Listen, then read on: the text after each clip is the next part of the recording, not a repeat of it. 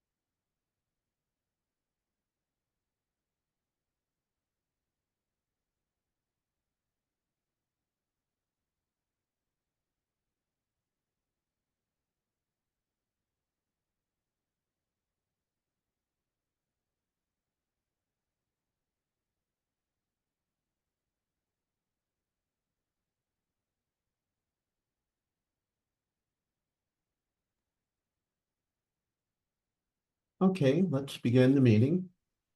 Again, this is November 1st, 2024, the monthly meeting of the Oregon Housing Stability Council. And we start off, as always, with a call of the roll. Thank you, Chair Hall. For the record, we do have two council members who have been excused from today's meeting, Councilmember Farrell and Councilmember Lee. Also for the record, Councilmember Christy Rodriguez's last name has changed, is now Willard. Councilmember DeFantorum. Present. Chair Hall. Here. Councilmember Mena. Here. Councilmember Rogers. Here. Councilmember Harris. Here. Councilmember Meehan. Here. Councilmember Willard. Here. Thank you, Chair Hall. We do have quorum today. Wonderful. First item after the roll call will be review and follow-up of action items from previous meeting.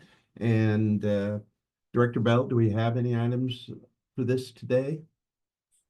I believe we may. I will defer to Shiloah to see what carryover items we need to tend to from the previous meeting.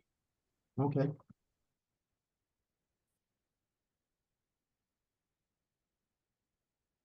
And Jola, do we have anything for this item? Yes, one moment. Okay.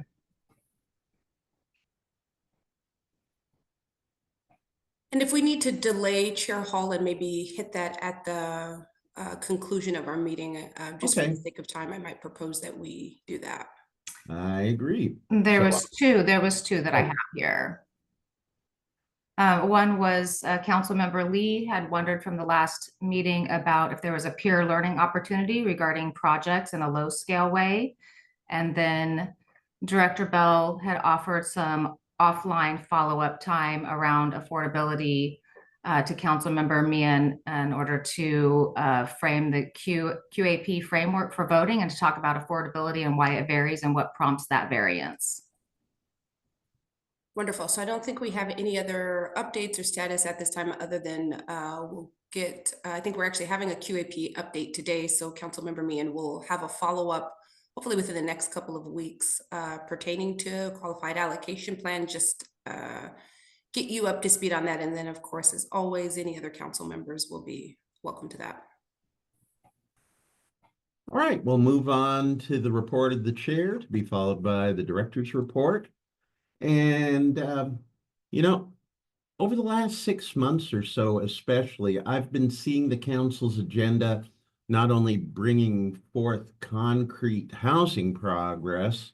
I mean, isn't it wonderfully kind of a cornucopia as month after month we see new developments rising in every corner of our state. But we're also looking at ways to innovate. And I want to call out right now one topic in today's agenda that really excites me: lift home ownership. as the council knows, we've got two LIFT programs, one for rental, the other for home ownership. Now, amid all the things we do as a council, I want to call this topic to attention right now because of what it could mean for facilitating more progress and supporting our rural communities. Now, many times, Director Bell has mentioned the importance of better utilizing the tools and resources that we currently have.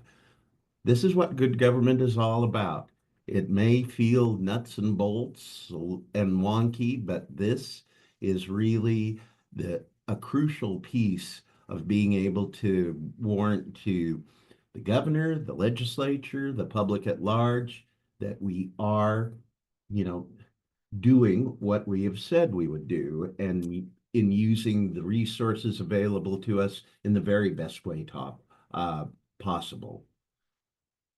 Now, I'm also interested to learn more about the home ownership work group that helped some of the recommendations I understand we may see today.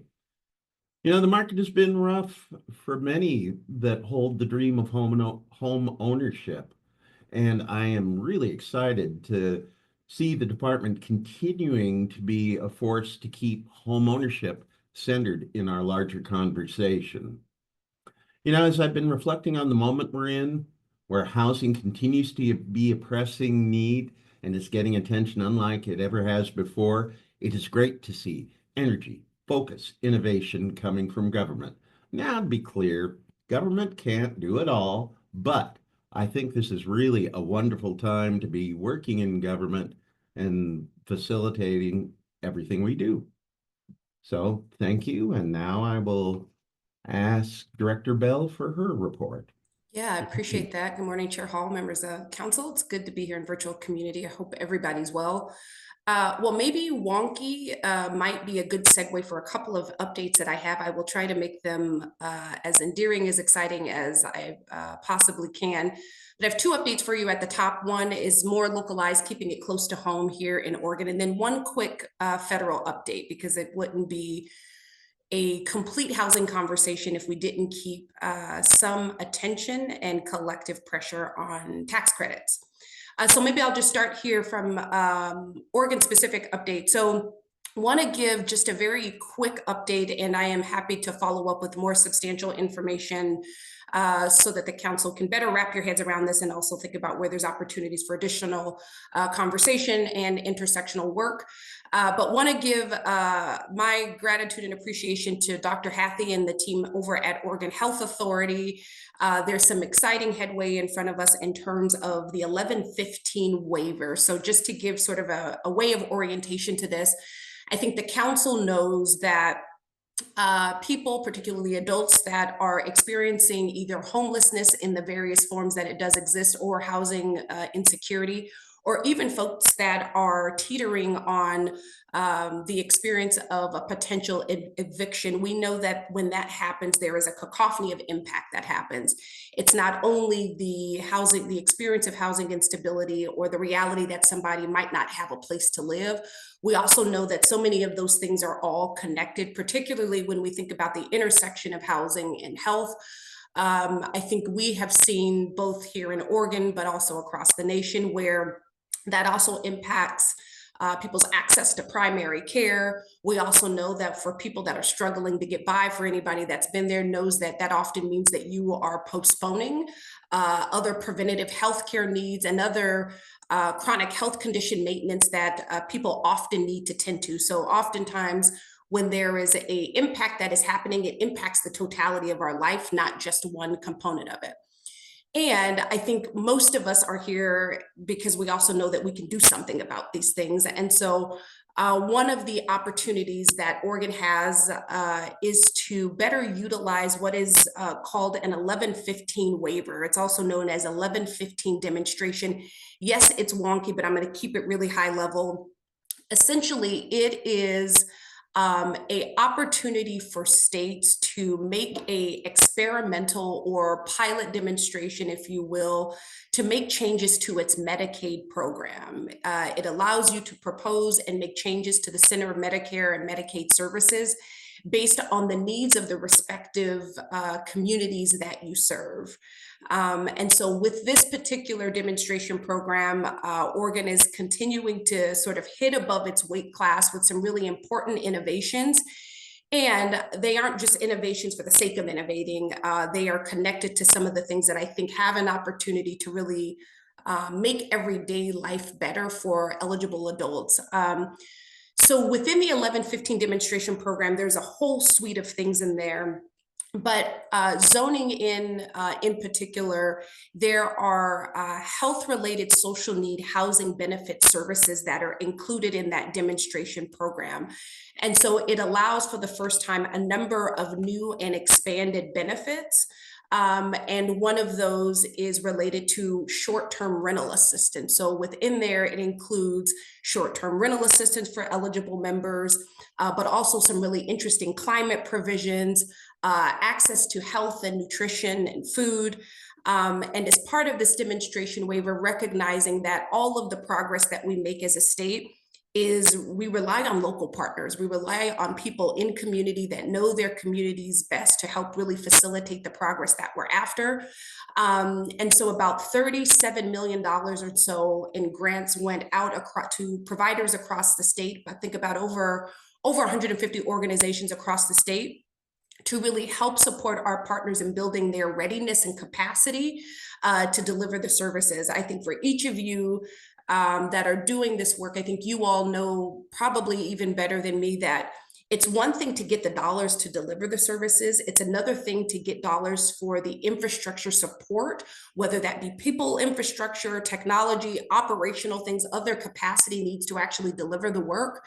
So this is really exciting. November is implementation month. We'll have a number of services that are going to be available to the public in a staggered form, but I wanted to raise that for the council's awareness. One, because we talk a lot about intersectional work. And even though from a state perspective, we have independent agencies that are working on things, we also know that people's lives don't work like that. They don't work in a vacuum. And so this is just another way that we are both working from a place of looking at and serving folks holistically, but also an opportunity where we're seeing the federal government continue to invest in a way that is reflective of what are our values and the things that are most important to a lot of the people that we serve across the state. So wanted to make sure that you all had that update. And then very briefly, just on the federal side. So this council has heard me ad nauseum, and depending on your own respective work, know that we've had a lot of conversation over the last year or so around private activity bonds and more precisely where we want to see some federal changes to be able to increase the provision of tax credits, which is primarily 4% tax credits, which is what we rely upon, one of our primary public-private resources to help build affordable housing. Over the last year, we saw some really exciting headwind with more support probably ever than before on the federal side to get a provision that would include some of those provisions that we want to see at the federal level. Now, those things have not made it to the finish line, but they are inching through closer. So I think it is optimism, but also not blind optimism. Given the destruction from Helene and Milton, clearly disaster recovery, appropriately so, will continue to be a priority and certainly a priority set of investments. There may be, it is unknown at this time, but I think one of the things we will be watching out for is to see if there is a provision, a tax relief, to see whether there is an opportunity to have some of the provisions for tax credits included in a potential piece of legislation. So again, it's unknown at this time, but I think that's one of the things that we'll be watching for in terms of the housing credit.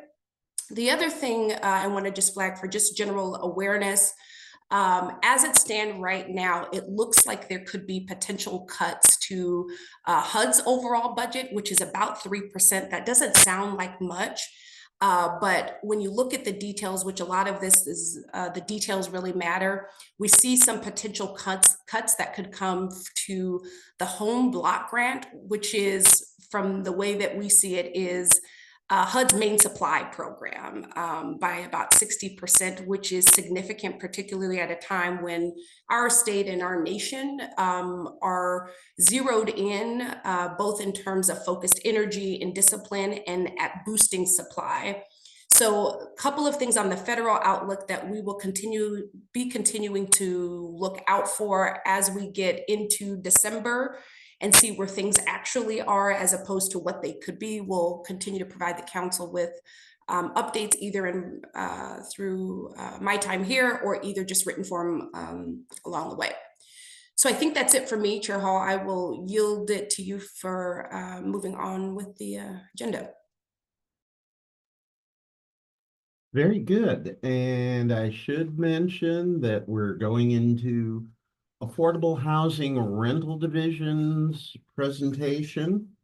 And we do have, I believe, 3 people who signed up to offer public comment on these transactions. And we'll hear from them now and also provide an opportunity if anyone wants to offer testimony on these specific transactions to be heard. Thank you, So- Chair Hall. One moment while I find these folks on the attendees list. Yeah, and if you are on Zoom, it helps to use the raise hand function because we've got close to 200 people on this call. It's a big group. Okay, first on the list was a Sasha Gripman, but I don't see Sasha on the list. Sasha, if you are attending by phone, you can use the raise hand function of *9.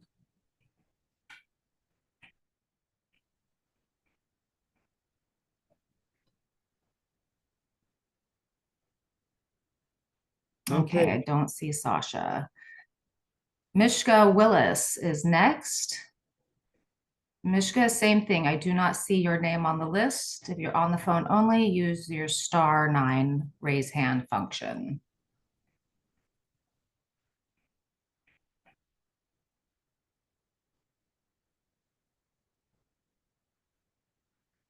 Okay, and the last one, Mishana Poe. Do not see Mishana's name on the list here. *9, raise hand function, please.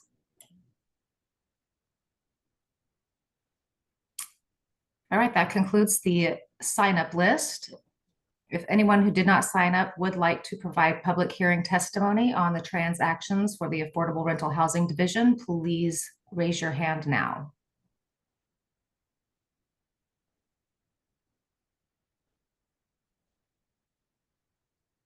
All right, that concludes the public hearing section of the agenda.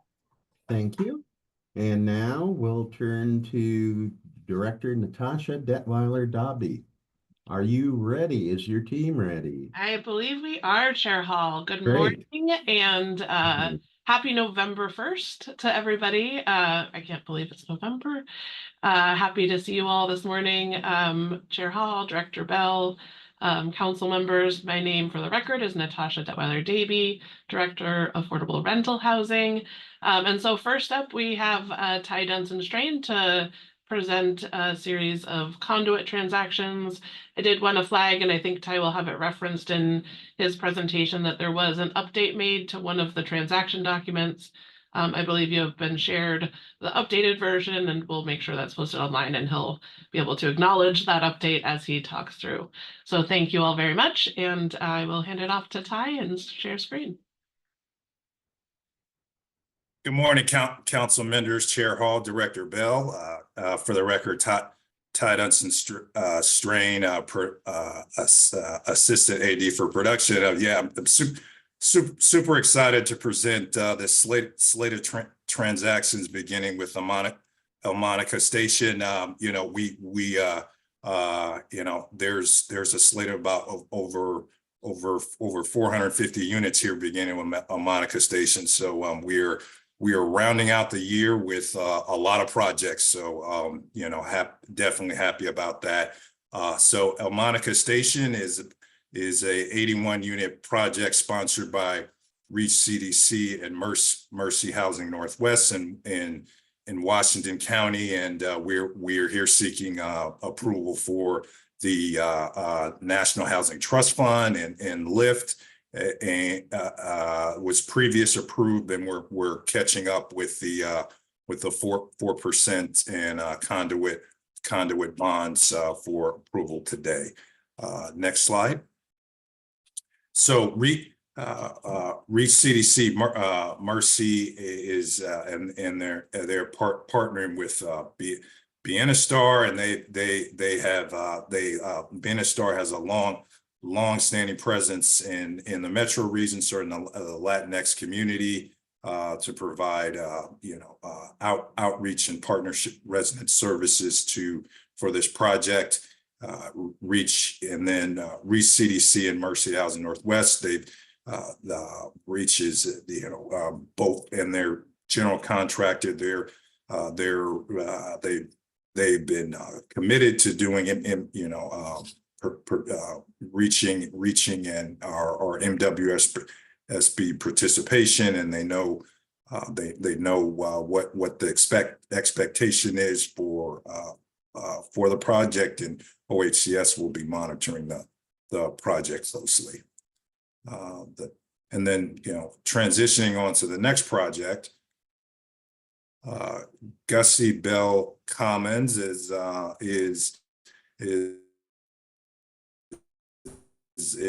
project in Salem, sponsored by Greenlight LLC and Seeds of the Faith Ministry, and the LIFT award was previously awarded, and now we're seeking approval for 4% on this, and PAB on conduits on this transaction. And next slide.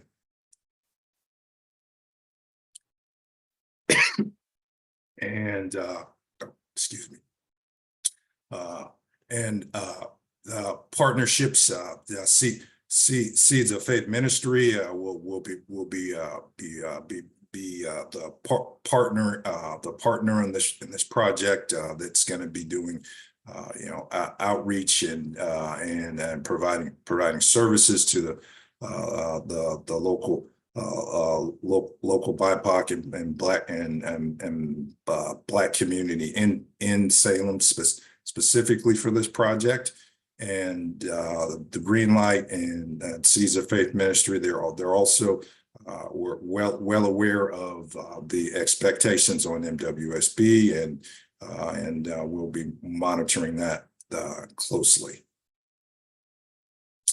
And then going back down the highway back down to Portland, Legion Commons is a 124 unit project sponsored by Our Just Futures and Apano Communities United Fund. It's been previously awarded LIFT funds, and now we're here to seek approval for the 4% and conduits.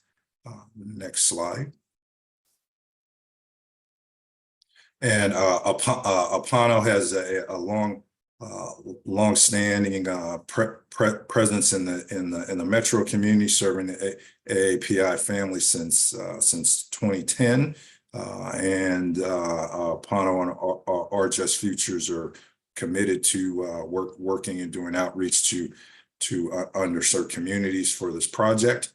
And they're also have acknowledged, and with their general contractor, to commit towards reaching their MWSB participation goals. And again, we'll be monitoring that closely. Next slide. And Marine Drive, this is a project sponsored by Clatsop Behavioral Health and Edenclo in Clatsop County. The project previously awarded PSH dollars, and now we're here seeking the 4% and PAB for this transaction. Next slide. So this highlights what was previously reported, and I will transition. We did have some updates to the partners in this project that we'd like to highlight. And but we did want to acknowledge that this information was included previously.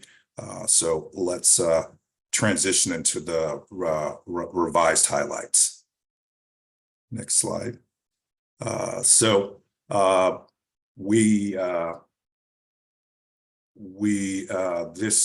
This project will also Eaglenclaw and Clatsop. They're going to be partnering with Consuelo Hispano for this project. These Clatsop Behavioral Health is a culturally responsive healthcare organization, and they have staff on site who will be providing culturally responsive services, but also have partnered in the past and will continue. Will also for this project partner with Consuelo Hispano for this project, and also with regards to the MWSB, Clatsop Behavioral Health and Eagle & Co. are committed to meeting the MWSB participation goals for this project. And then lastly, for rounding out the slate, is Woodland Hearth, 63 unit project sponsored by Community Partners for Affordable Housing. It's in Washington County, where there's we're just here to seek the approval for the 4% and PAB for this project, and also let me double check. I think there should have been, and there's national one. It looks like there's also a motion just for the HTF here that didn't make it into the slides, but we're also seeking approval for the National Housing Trust Fund for this project. Next slide. And Community Partners for Affordable SEPA is partnering with two well-known BIPOC organizations to do outreach and for underserved communities.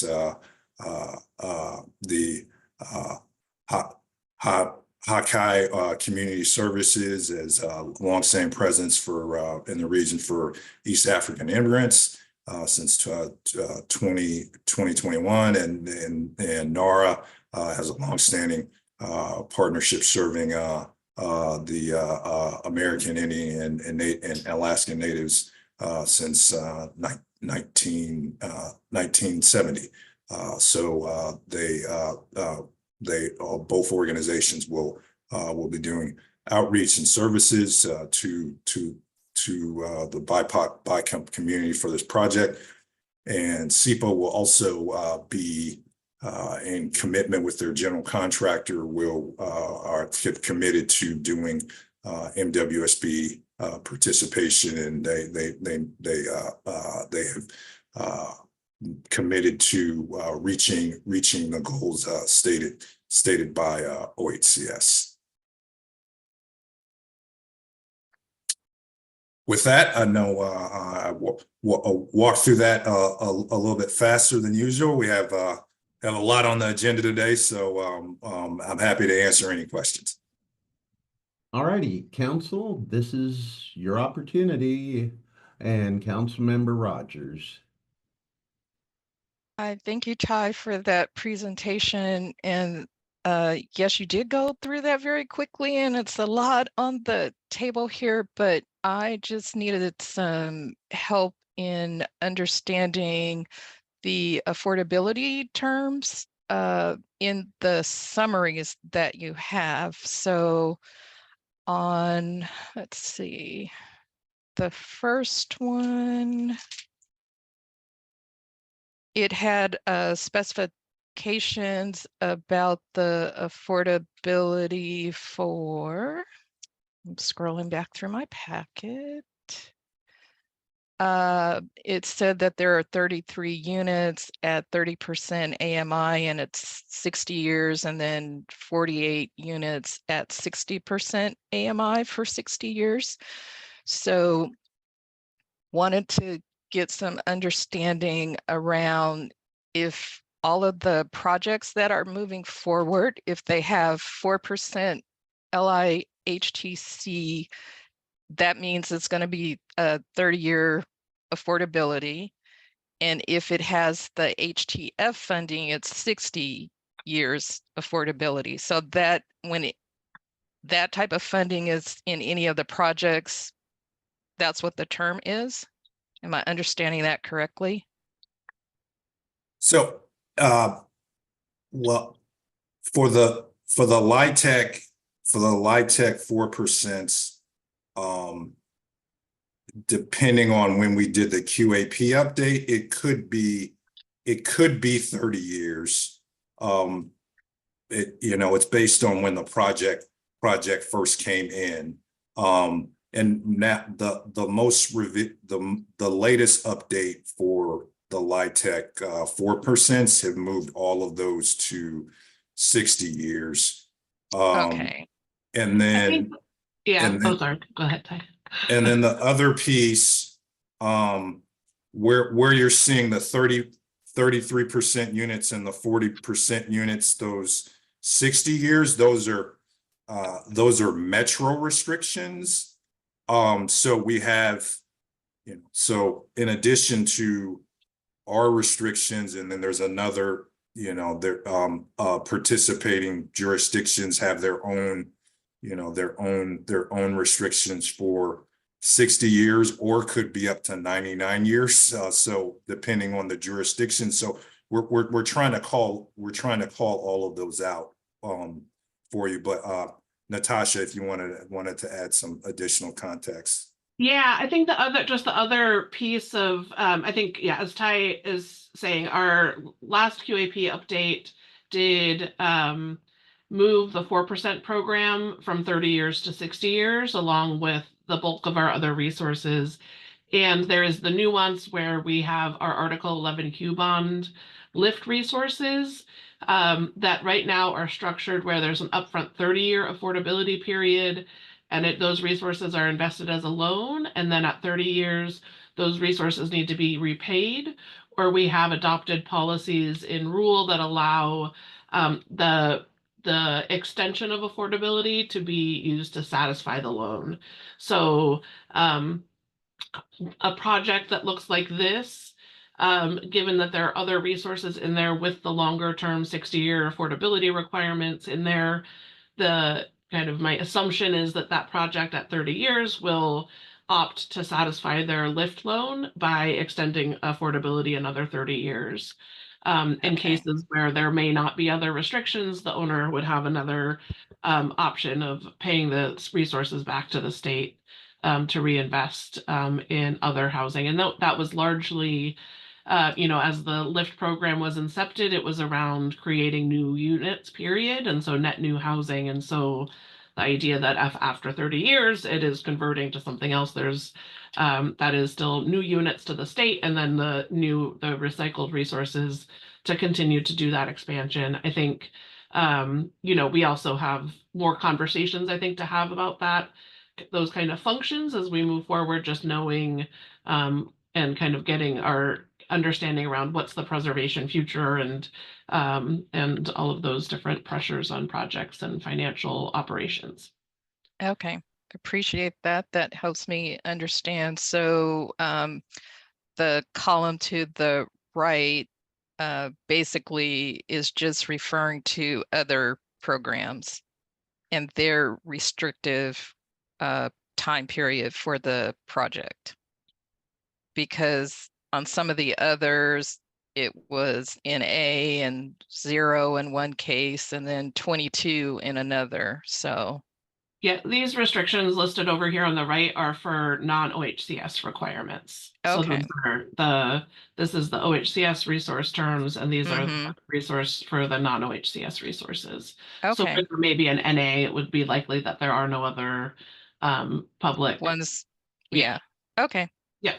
Thanks for that.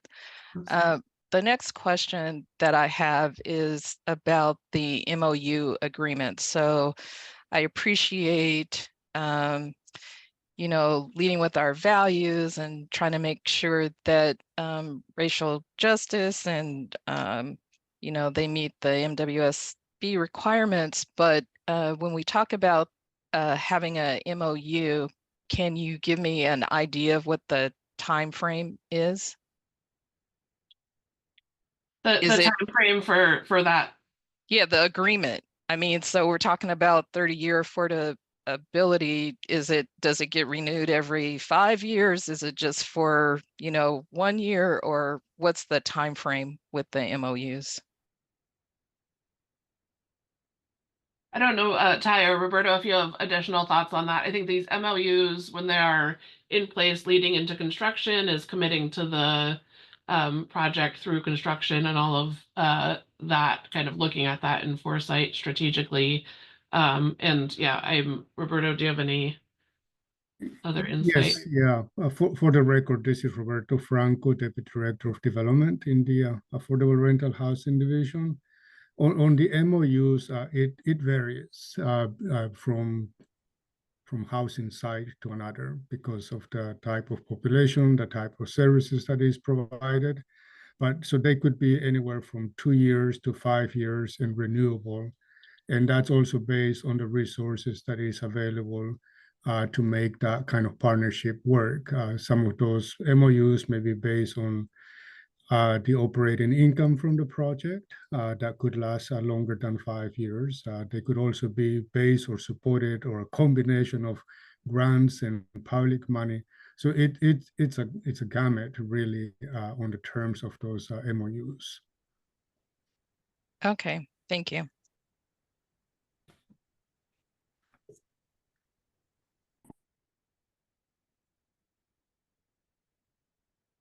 Sorry, I was not unmuted. Councilmember Mena.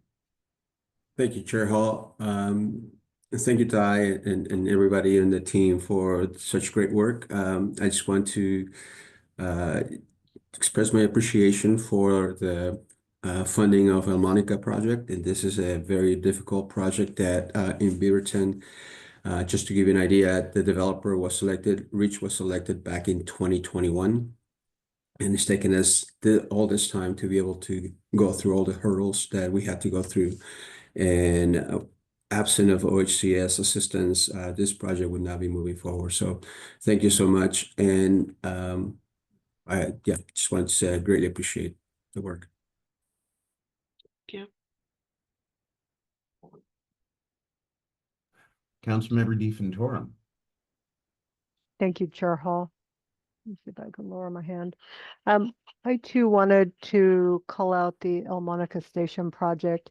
And it's not so much the transactional piece, but more the programmatic. When I look through the materials that we receive every month for these projects, I don't recall ever seeing one that specifically called out supporting multi-generational living. For a lot of cultures, that's very traditional. And I really love that. I really love that this planning process anticipated that and has really incorporated that into their values and goals as they did their development plans. So I just wanted to make note of that for the record.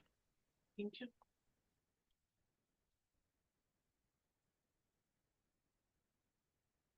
Anything else from the council at this point? If not, is someone prepared to make the motion on page 11 of the packet? Move. Second. In a sec.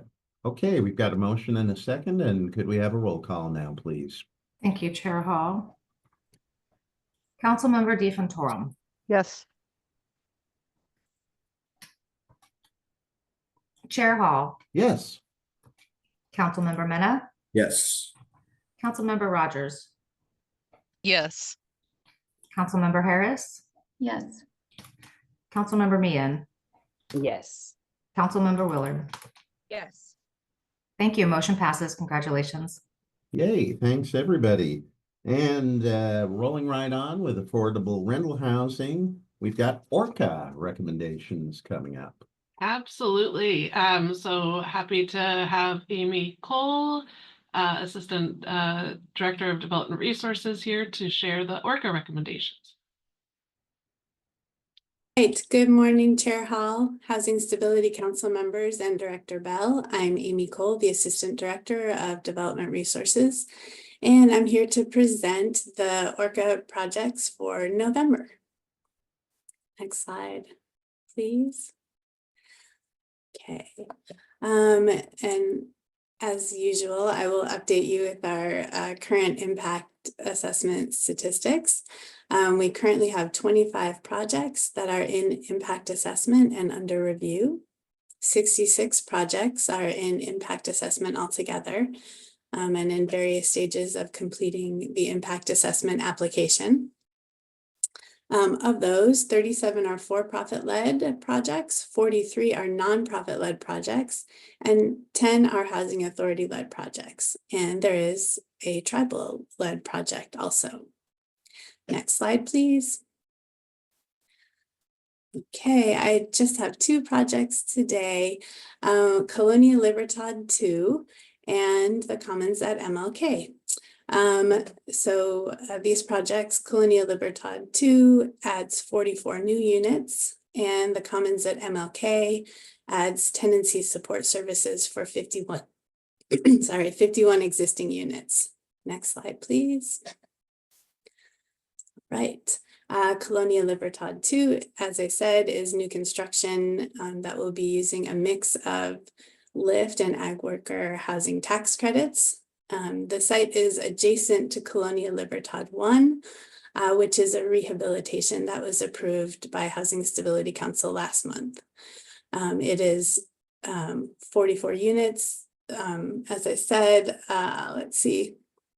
developed by Farm Worker Housing Development Corporation. It's located in Salem in Marion County. And yeah, it's exciting to bring this one forward. Next slide, please.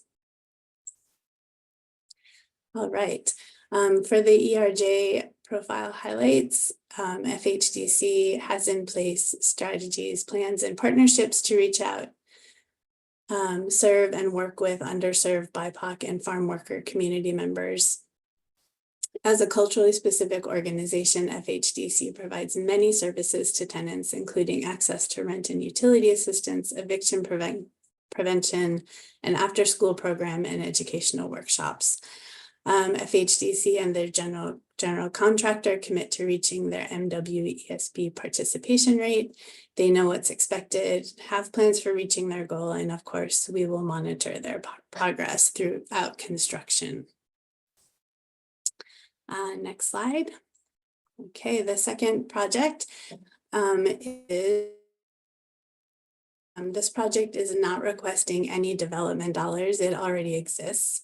It was funded with mental health housing funds, HDGP, and 4% LIHTC in 2018. And it has been operating as PSH housing since it was completed. This is a development owned by Homes for Good. It's located in Eugene. And the request is for tenancy support services at $510,000 a year. And this is in line with our $10,000 per unit per year tenancy support services maximum for our PSH program. The current funding for services for this development is from a combination of HUD Continuum of Care grant, funding from Lane County, and the development has also had one-time funding from local CCOs. The CCO funding is ending, and PSH services funding from OHCS will add sustainability and predictability to the project services budget. And this is important because this development focuses on serving persons who are experiencing chronic homelessness and have very high services needs. Next slide, please. All right. Homes for Good has in place strategies and partnerships to reach, serve, and work with underserved BIPOC community members who are experiencing chronic homelessness. Homes for Good is engaged in embedding diversity, equity, and inclusion practices into all layers of its programming, policies, procurement, and its services model. The organization recognizes the importance of culturally competent staff and gives hiring preference to those with lived experience. And Homes for Good also completes a racial disparity analysis annually for this development, and is seeing similar housing stability success rates for BIPOC and non-BIPOC households. All right, next slide, please. All right, this is just a little bit of a review of what happens next. If approved for funding today, Colonia Libertad 2 will receive a letter of interest from OHCS and will move to the financial eligibility step of the ORCA. Projects have 6 months to complete the requirements of the financial feasibility step. In financial feasibility, a detailed development budget and pro forma will be closely analyzed by our production team to ensure that each project meets the financial and underwriting standards, and to ensure that projects are leveraging debt and other resources that justify the support of the state investment. And a reminder that the reservation amounts in the memo are maximum award amounts based on ORCA subsidy limits. The final award amount for each project will be arrived at through the underwriting process in the financial eligibility step. And then for the Commons at MLK, because they're not asking for development dollars, PSH program staff will work with the Commons on MLK, Homes for Good, the owner of Commons on MLK, on an agreement for the tenancy support services funding, as we do with other PSH projects. All right, next slide.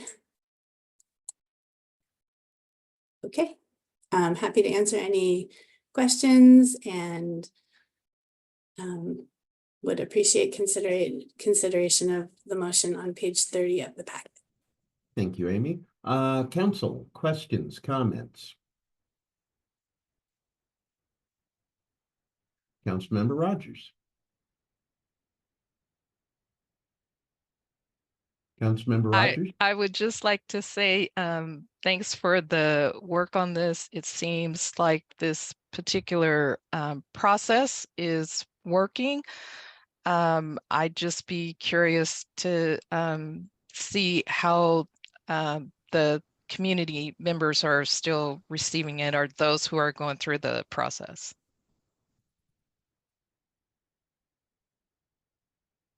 Thank you. And I think maybe I will be talking a little bit around the ORCA and kind of next steps for that in the next presentation.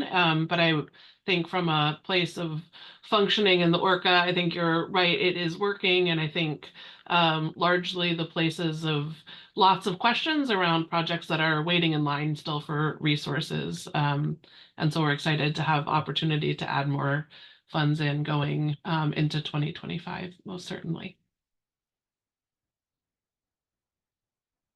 Okay, Councilmember Mena. Thanks, Chair Hall. It was basically the same comment. I'm just glad to see applications going through. It is a drastic change from what has been over the last few years. I know that there's always a learning process for all of us, but glad to see how it's working. And I'm sure that there's things that will need to get fixed, but thank you for all that work and seeing the results of that.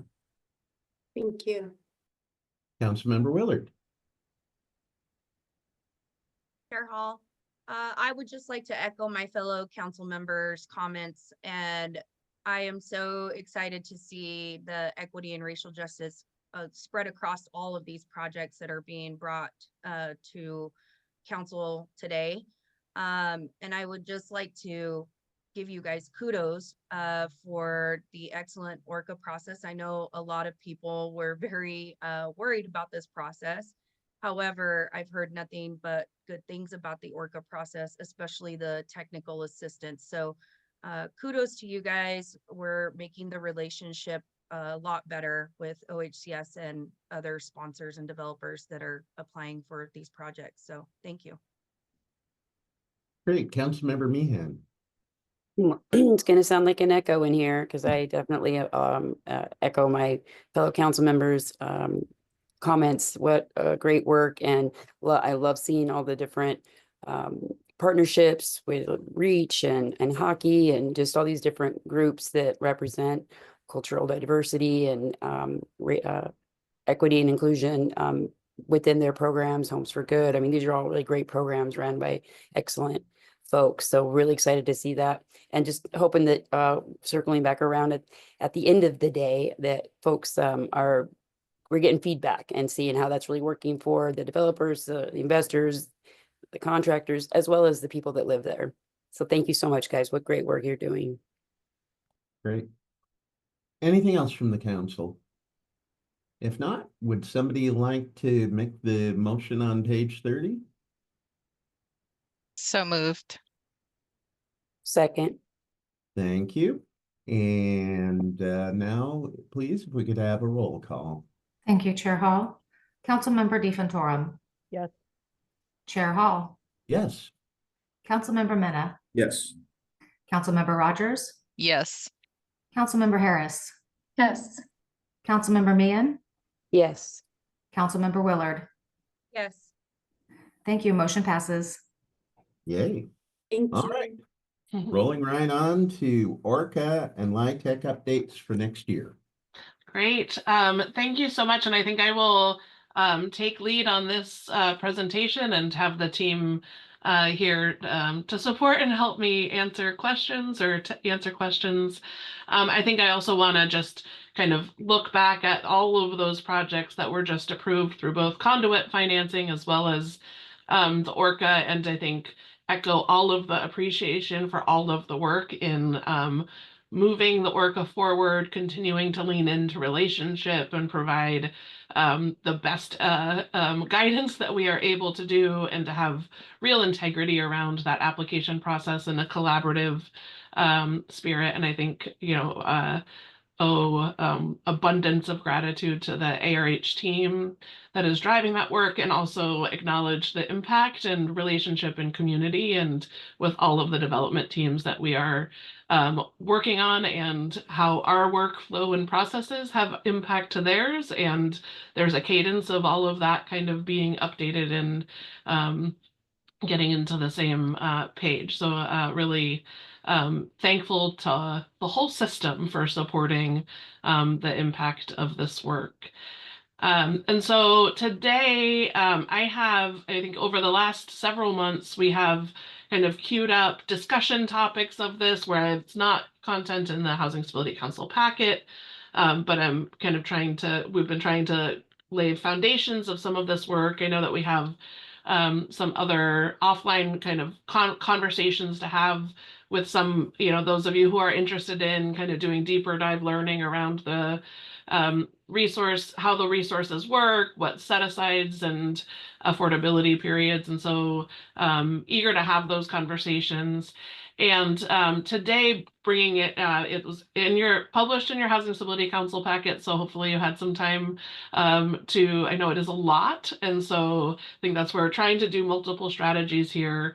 But so we have the introduction of these updates. And so this morning I want to just reflect back on the context of the Orca, kind of talk about what are the themes that we've heard as we've been doing engagement around this, focus in on the Orca updates and the 9% and 4% tax credit programs to bring back to you. And I think, so first in terms of the Orca, we instilled and created the Orca with a lot of objectives in mind. And I think at the time, and wasn't that long ago, so maybe it's still familiar, we established some really deliberate values around creation of the Orca, wanting to ensure that we are aligned with production, that we are balancing that with needing to serve the state, instilling equity and racial justice in all projects, and working in a collaborative way that has clarity around where we are holding accountability to be able to move projects forward and make sure that we are putting resources to projects that are moving forward versus those that need more time to get ready. And so as we have this structure and this process in place, the ORCA provides a single one point of entry for all development funding. It is focused on successful development versus successful competition. We have standards that are applied to all projects. And then also is the place where we have resource set-asides and then a pipeline of projects that are waiting for resources, where we've reviewed them to ensure that they will meet our standards and now are waiting as a pipeline of really ready projects. So as we think about, oh, I guess I put in here as well, we do have posted on our website that actual pipeline. It was, again, the ORCA and Amy reviewed some of the stats from that. We have that list that we publish monthly, update monthly, that's online, so you can look in your communities, you can look across the state and see the types of projects that are coming on into that application process. So as we, so what we are looking to here is the opportunity to do some kind of modest updates to the ORCA. I think as we, worked with Housing Stability Council to finalize the ORCA structure, it was imperative that we retained responsiveness to where we needed to do some pivots. And I think so some of those places where we've seen already some places where it's not quite working as we thought it would, or hadn't anticipated some of the kind of cadence challenges or differences across projects. So wanting to make some modest updates. And I think this is a balance of where do we need to kind of see how this works as a system for a little bit longer versus where do we know that we want to offset something that we see veering potentially off to the side. So wanting to do that, as well as incorporate tax credits into the ORCA offering. When we launched this year, we did not have tax credits available. And we also knew that there was another large public update in terms of the qualified allocation plan. And so it felt that both building the structure for the ORCA at the same time as navigating tax credits, knowing that we didn't have the resources available, we chose to answer that question second. And so here we are answering that question as to how we implement tax credits into the ORCA. And so we've been having lots of conversations around that with development partners and others, public funders included.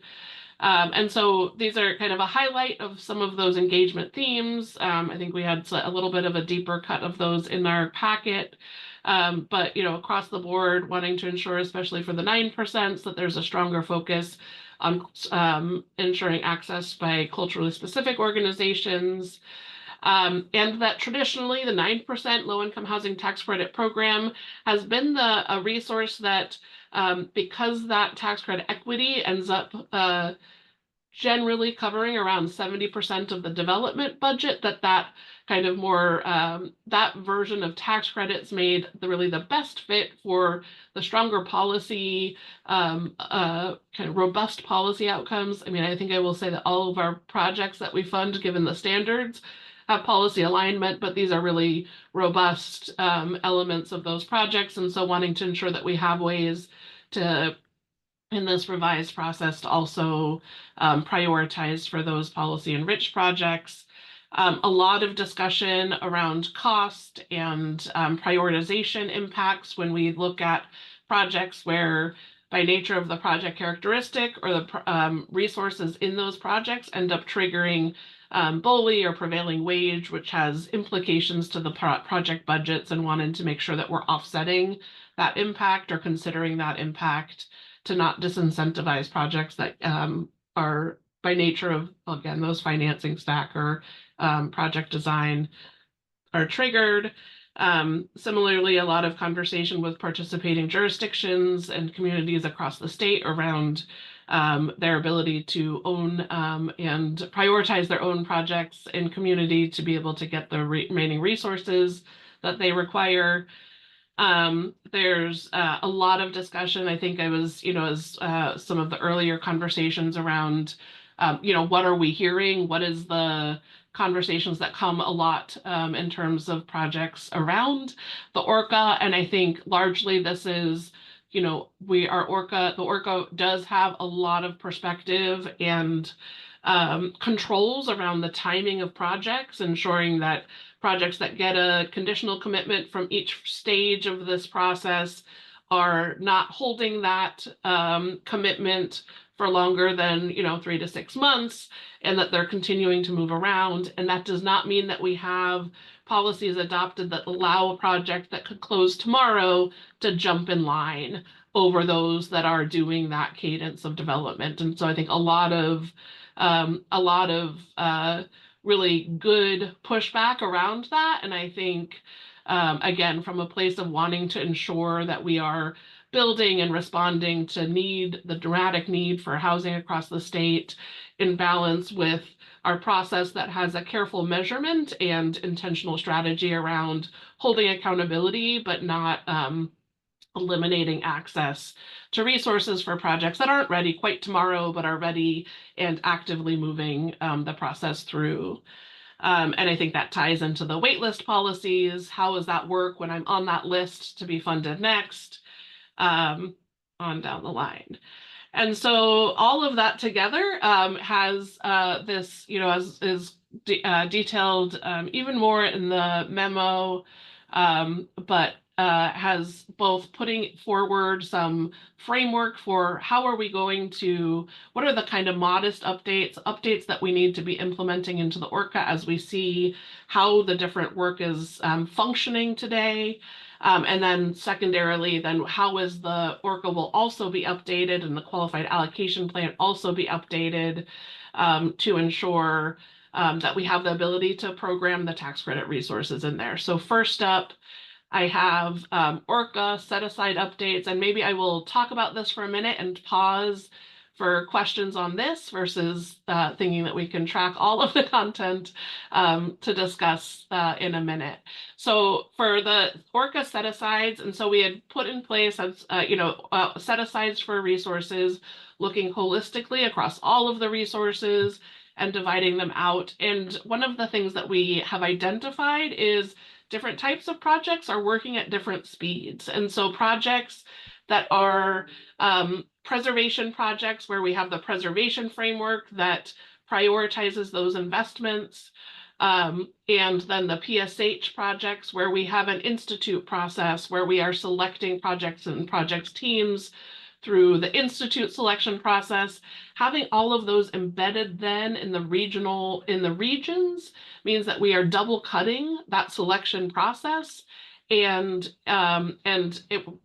they're moving at a different cadence. And so while all of the general development resources projects are going much faster, those resources end up kind of lingering in strange places. And so wanting to clarify that, just to be able to say where we have resources that have another prioritization, that we want to have kind of that prioritization process be the place where regional, serving the state perspective is held versus having it be part of the general resources. And then secondarily, making an update to our culturally specific and rural nonprofit set aside. We have combined at this point culturally specific organizations and rural nonprofits into one set aside bucket. And as and I think this was an intentional strategy to kind of balance and ensure that there's broad access to those resources. However, we have heard a lot of concern from rural communities around their ability to access resources. I think if you think again around what's the cadence of a rural community identifying a project and building that concept through, that takes maybe a little bit more time than those in more urban communities, in larger communities with resources to invest in housing and kind of stimulate that locally. And so I think as a priority for our pre-development investments and others to ensure that we're investing and instilling in fostering that pipeline for rural communities, works well, but then when we're thinking about how to ensure access to rural communities as only as part of the set aside, it feels like an insufficient strategy at this point to really be intentional around serving the state. Again, one of our upfront values guiding all of this work was around needing to serve the state. And so where we see the projects in urban communities moving a bunch faster, that is kind of the thing that we are wanting to kind of pay a bit of attention to. I think there is difference in terms of local supply of resources to support projects. There's different cost drivers. There's some pieces of it where the land may be cheaper, but building the infrastructure is more challenging. Just want to make sure that we're kind of putting in something in place so that we are checking in really intentionally around, are we getting what we expect? And I think, you know, right now we're saying half of the projects, I think as I included in here, rural projects are going to be smaller. The average unit size for rural projects in our pipeline, all of those projects that Amy talked through this morning, that's 42 units average for the rural project, 73 in urban, or non-rural, I guess I was confused by my slide, and rural and non-rural. And so thinking about what is that metric if we want to look at, you know, what, like ensuring that there's projects happening across the state in all different communities. And so thinking about that as a 50% target with the idea that we're reflecting on that and ensuring that we can pull resources on an annual basis to kind of look at that and have that as a better performance metric around that could function a little bit more strong than the regional or the CSO set aside. And then that has our ability to then pull culturally specific organizations to the side with or above all of that work, and wanting to say that across all of these regions, we want to make sure that the culturally specific organizations have access, and that's not urban versus rural, that's organization type specific. And so I think I will pause there for any questions or conversation. I can't remember if it's All right, council, comments, feedback?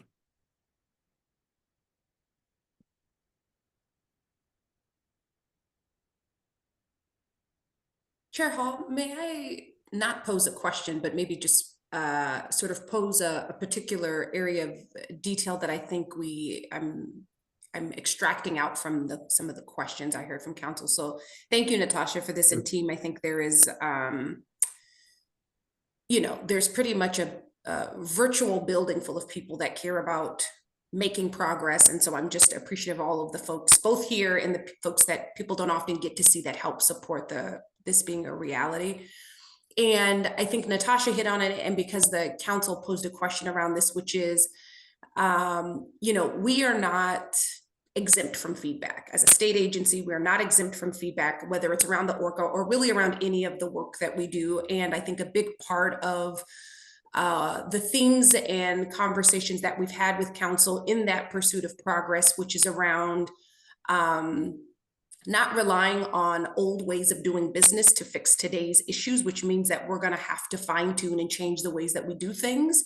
And we'll get feedback along the way. And generally speaking, the sky won't fall. We'll listen, we'll understand what it is, and then think about where we can augment along the way. And so I'm curious, Natasha and team, around specific themes of feedback, if there's anything particular of note that the council might appreciate, even if it's a little bit detailed in terms of process, because I think we recognize, and this has been mentioned along the way as we've had so many conversations around the ORCA, which is not only that it's a different process for how we get resources out to focus on readiness, but it does inherently require a shift in behaviors in terms of for our partners. So maybe I would just pose that as a general point of interest and curiosity from Natasha and team. Absolutely. Yeah, I appreciate that, Director Bell. And I think, specific to this update, this is an update that we are have proposed as we have done engagement and kind of collected input on how are things going,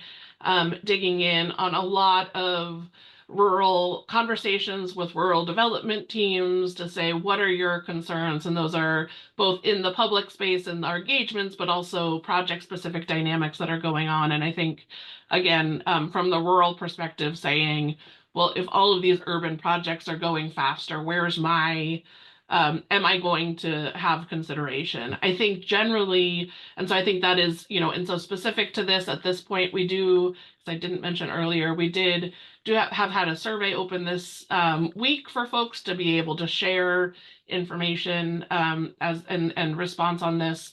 Hasn't gotten a hearty response, but I do know that there is some concern, especially in metro communities, around what would this rural kind of target strategy mean for access in urban areas to resources, and that is that a concern? And then I think, you know, and maybe it's more in the kind of higher framing of what is the impacts that I think I see organizations navigating as we have moved to the Orca. And I think largely we are asking development teams and community to prioritize their projects and not have a competitive process or competitive solicitation do that prioritization for them. And I think, again, if we think about how businesses are oriented and how that works, there's impacts of that. I think I'll be talking in a moment around our participating jurisdictions and home resources. We have federal resources that are allocated to OHCS for the balance of state, and where communities themselves are appropriated financing home resources from HUD. They really those jurisdictions are reliant on the state to provide the complementary resources to support those projects. And when those resources are OHCS home resources for the balance of state, we have broader ability to ensure that we can pair our own funds, but for a jurisdiction experiencing just their part, wanting to make sure that there's places where they can see that they can have controls, access, and opportunities. And so I think those are the conversations we've been having with those jurisdictions. I think from development community overall, really wanting to make sure that there's kind of understanding of the process, but also a way to balance the urgency for their particular financing need. And largely we are asking in this whole process for development teams to do that prioritization, and then we will respond to what the top need is versus have the state determine what that top need is for that development team.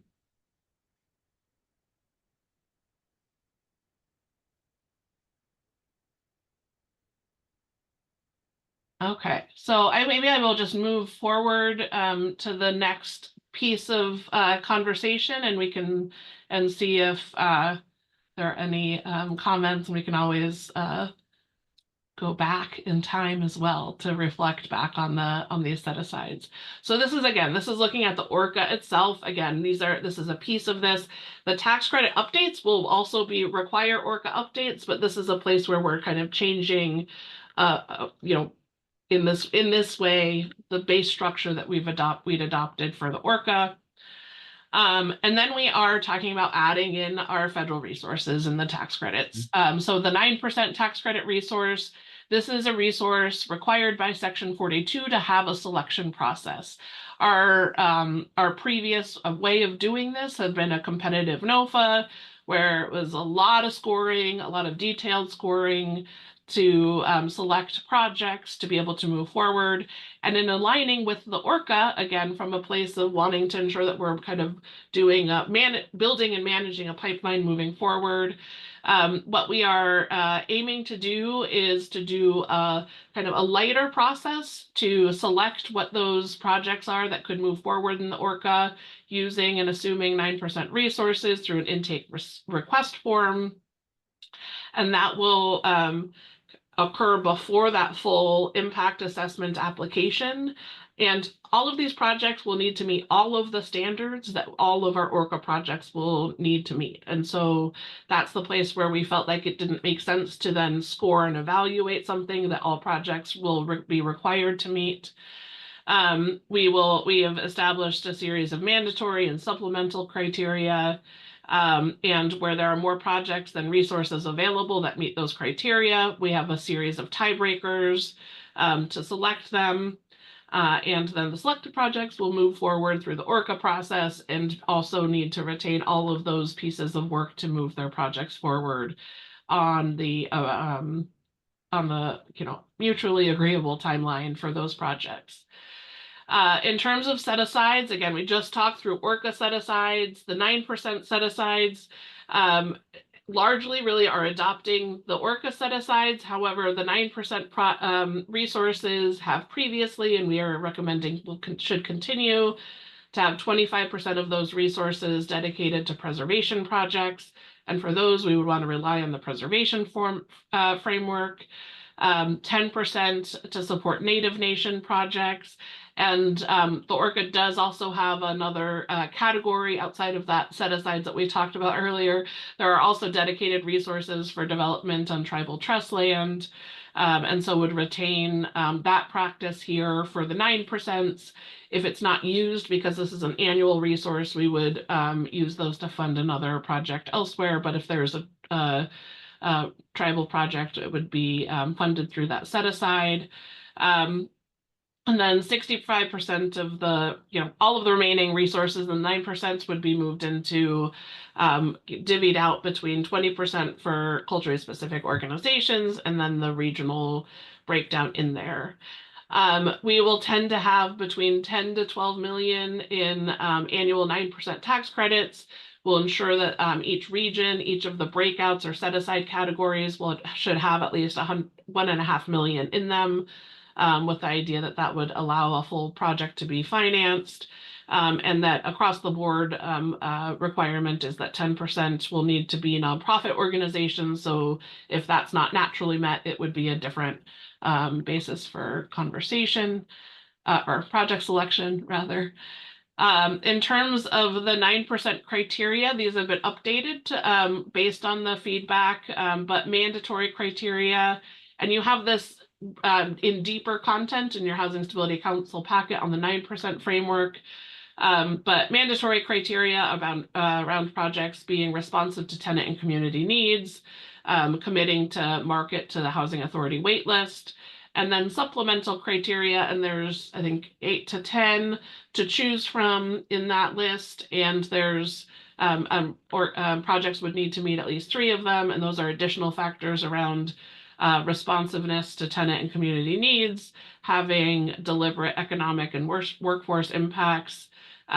There's Section 42 requirements, which is an IRS requirement that we consider energy efficiency and other factors around the projects, and then organization type for those who are culturally specific organizations. And then moving into the tiebreakers, again, I talked earlier around some of the feedback that we were hearing around wanting to ensure that 9% are prioritized for really robust policy aligned projects. So we have added the first tiebreaker here that is specific to projects that are doing permanent supportive housing, housing that is co-located with early learning care and other centers through that initiative, and then also projects that incorporate uniform design standards, and that's to have robust unit accessibility to ensure access by all populations, including the elderly and aging in place. And then second tiebreaker, which is also an addition, is the projects with the participating jurisdiction home resources. Our current or prior QAP in the scoring that was done for 9% did dedicate resource points or points in that scoring structure to where there was significant local federal funds, effectively home resources in the projects. And I think this is a unique resource that is different and acts different and has different requirements than others that may be available through either local funding or other state funding. In as much as the home resources have very explicit timelines that need to be held to ensure access or that those resources won't be returned to the federal government. And so it is really imperative that there is a means for participating jurisdictions to prioritize funds to projects that will have access to move forward. And I think the balance strategy would need to require that participating jurisdictions do not prioritize home funds for affordable housing development. And I think from looking at our systems and wanting to ensure that we are prioritizing housing in all areas, wanting to make sure that we are kind of reflecting into that partnership and process. I think I also am, from that ORCA perspective and the idea that we will have our building and we'll continue to have a really clear pipeline of projects that we would be moving forward. I think that does provide communities with greater visibility on where would they have great opportunity to, pick a project to really put community resources or momentum and energy to. And that as that is going on and as that strength is building, we do want to make sure that there's a way to ensure that those federal resources aren't lost to the state. And that we're working in good partnership with our other public funders. Efficient unit production is wanting to look at, are we getting the most units from these investments? Adding those first two does move that down the line. But again, with the idea that we're starting out with projects that have strong policy alignment. And then if that is still more projects than we have resources for, then dedicating to projects that have these local home resources. And then the most units and serving the lowest AMI. And I think maybe I will pause there because now next topic is to talk about the 4% prospects. So maybe I will pause on the 9s. Okay, Councilmember Harris. Hi, yeah, thanks for all the information. I just had a question about the policy enriched units and the universal and inclusive design criteria. And I'd be curious to learn a bit more about what that criteria is. And I'm also curious if you had any thoughts around that being a part of a mandatory criteria rather than, I guess it's I'm not sure if it's considered supplemental, but tiebreaker criteria, I guess. Absolutely. Yeah. And I think we definitely have unit accessibility. We have ADA requirements, required for all things, and have not at this point implemented uniform design standards as required, I think, and felt like, and I don't know if Mitch or others, and I think we're building this what does this look like? How will this function? And I think as we circulated this week, one of the questions we've gotten is, what does that literally mean from a checklist perspective? What will need to be in it? So actually would be hoping to be able to connect with you, council member, to understand your thoughts on it. I think as we know that there are dynamic impacts to projects, both from a financing need perspective and others thought that trying this on in this way to name it as something that we are wanting to prioritize, that it starts to build our experience with it, and then be a place where we can explore the ability and reaction to implementing it, more strongly. And so I think we'll be curious for your insight on that. I know that we are aiming to work with our internal architect to understand what that looks like. And Mitch has come off mute, so maybe he has other thoughts that he would might want to add into that space. Not a ton of thoughts, but just wanted to emphasize that this was based on feedback that we received. Our initial proposal had efficient unit production as the number one tiebreaker, and a lot of stakeholders believed that there would be a large push of projects that would be able to figure out how to make it through the mandatory and supplemental criteria. And so those tiebreakers would be critically important to determine which projects would get funded. I think in thinking about our priorities as an agency, knowing that PSH is a real priority there, also thinking about our co-location initiative and some of the commitments we've made to other agencies, that seemed like a really good opportunity. And as Natasha mentioned, with some of the BOLI costs that come along with that, having that be a priority first and foremost made some sense. So I think what we were considering with the universal inclusive design standard as sort of that third option there is PSH and co-location are really specific project types and aren't going to work everywhere for every community. Whereas I think to your point, Councilmember Harris, the universal design standard does work for every community and should work for every community. So we saw that as sort of, if you're not able to do PSH or co-location is not really the best model for that community, universal design should be something that you're capable of doing and incorporating into your project if you want to move through and get that tiebreaker to work for your project, I think was sort of the concept there.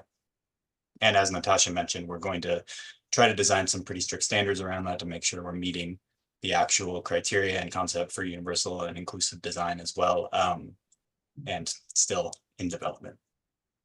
Got it. All right. Well, thank you. Yeah, I think this is the first time that I could be wrong, but I've heard universal or inclusive design come up in these meetings.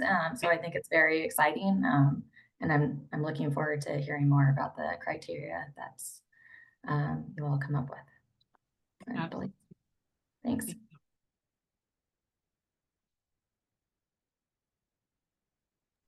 Councilmember Mena. Thank you, Chair Hall. Just wanted to ask, what are the key concerns that you heard from developers and partners in regard to these changes?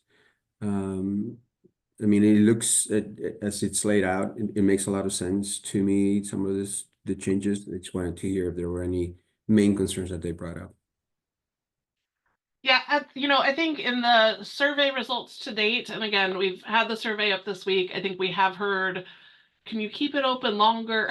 So I think there's another, I think generally folks are somewhat or very comfortable. I think there is also, I think there is some angst overall around the strategy of using tiebreakers. And I think, again, the idea of knowing that you can figure out, do the math of points in a competition, I think is a familiarity that we're largely trying to do this a little bit different, and that there's a piece of that that's unfamiliar. I think, and this is a resource that will fund likely 6 projects. And so I think it won't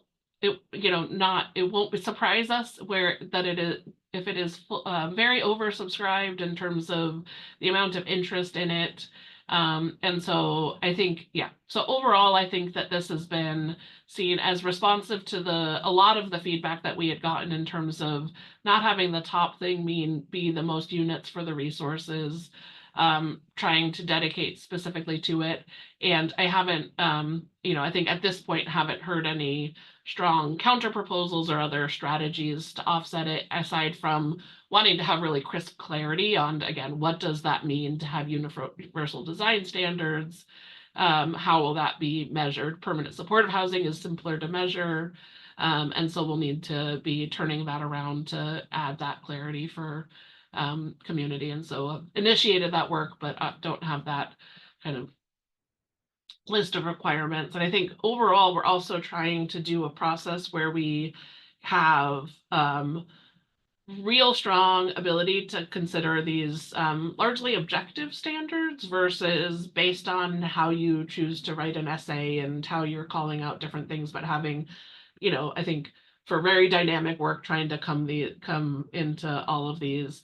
I do think that, one of the things previously, the economic and workforce impacts was, because that feels a little bit more of a narrative, and it was in the mandatory criteria, and that created a lot of concern because it felt unfamiliar, and now it's required for everyone. So we have moved that into the supplementary, and I think that have heard positive reactions to that. Again, a lot of curiosity around what will it mean for me to do, demonstrate that there's positive impact to the local economy or to our workforce through projects. But again, I think nearly all projects do that work, but getting comfortable with the practice of talking about it and being able to distill that down to some, concrete pieces of that work.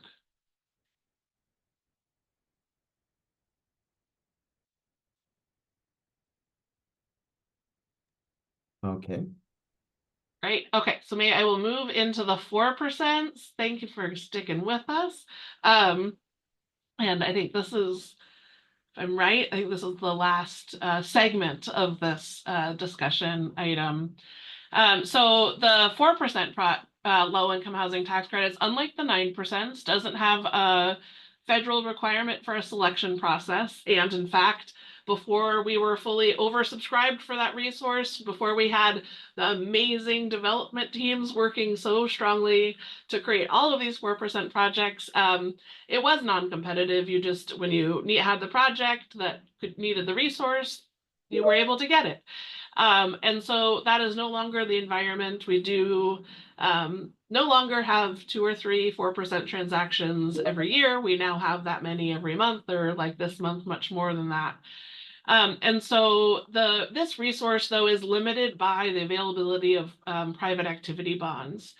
And so the idea here also is to use the ORCA to select projects. And so largely having that natural cadence of development processes, and when we have resources that fit the project in, order on that wait list to pull projects forward to access the resources. All 4% projects must meet the ORCA standards and requirements.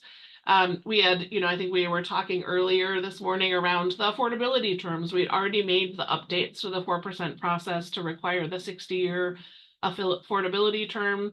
And this process now more firmly establishes that projects, whether they're using our other state resources or not, will need to meet ORCA standards for all of those standards of performance, which feels appropriate at this point. In terms of the selection process itself, again, that broad readiness piece of that, we do also establish and add into here. Again, we've heard a lot of discussion about what about my project that's ready right now. We have private activity bond resources that do have timeline requirements to them. So established in the updated framework, timeline prioritization ability and rights. And so essentially indicating that where we identify there are not projects that will fully subscribe all of the available private activity bonds to dedicate to housing, we would retain rights to be able to choose projects based on detailed closing timelines through, and I think, having a place where we're identifying what that is, and how we will do that in terms of looking back at our pipeline. For 2025 itself, in terms of needing a pipeline prioritization process, I think this is the time. You can see here on the left are looking at 2025 private activity bond availability. So right now in our state bond bill, OHCS receives receives $450 million of the state's private activity bond resources. The state overall gets somewhere around $550 million. So the vast majority of the state's private activity bond authority currently is coming to OHCS for affordable housing. And then there is that anticipated carry forward. That starts to get complicated. The state gets a certain amount, the $550 million of private activity bond authority annually. Anything not spent in that year is returned to the state's private activity bond committee, and that is now called carry forward. Carry forward resources can be spent for 3 years. So if it's not spent within that 3-year period, it is lost to the state, and so that becomes the timeline kind of catchment for that. So as OHCS receives the $450 million, the balance of resources are either, there's some resources that go towards Business Oregon, and then the balance is held by the Private Activity Bond Committee at the state. And so anticipate going to the Private Activity Bond Committee next year to request the remaining carry forward that they have. And we work in deliberate relationship with that, with Treasury and the Bond Committee. And then the other at the top there is the other current year private activity bond resources that will be held by that private activity bond committee. So those are not currently dedicated to affordable housing, and there could be opportunity to request that they, if we had sufficient projects, that we would be able to request additional resources. What you see on the right-hand side there are the project commitments we have. The bottom being projects that we have had on our calendar for 2025.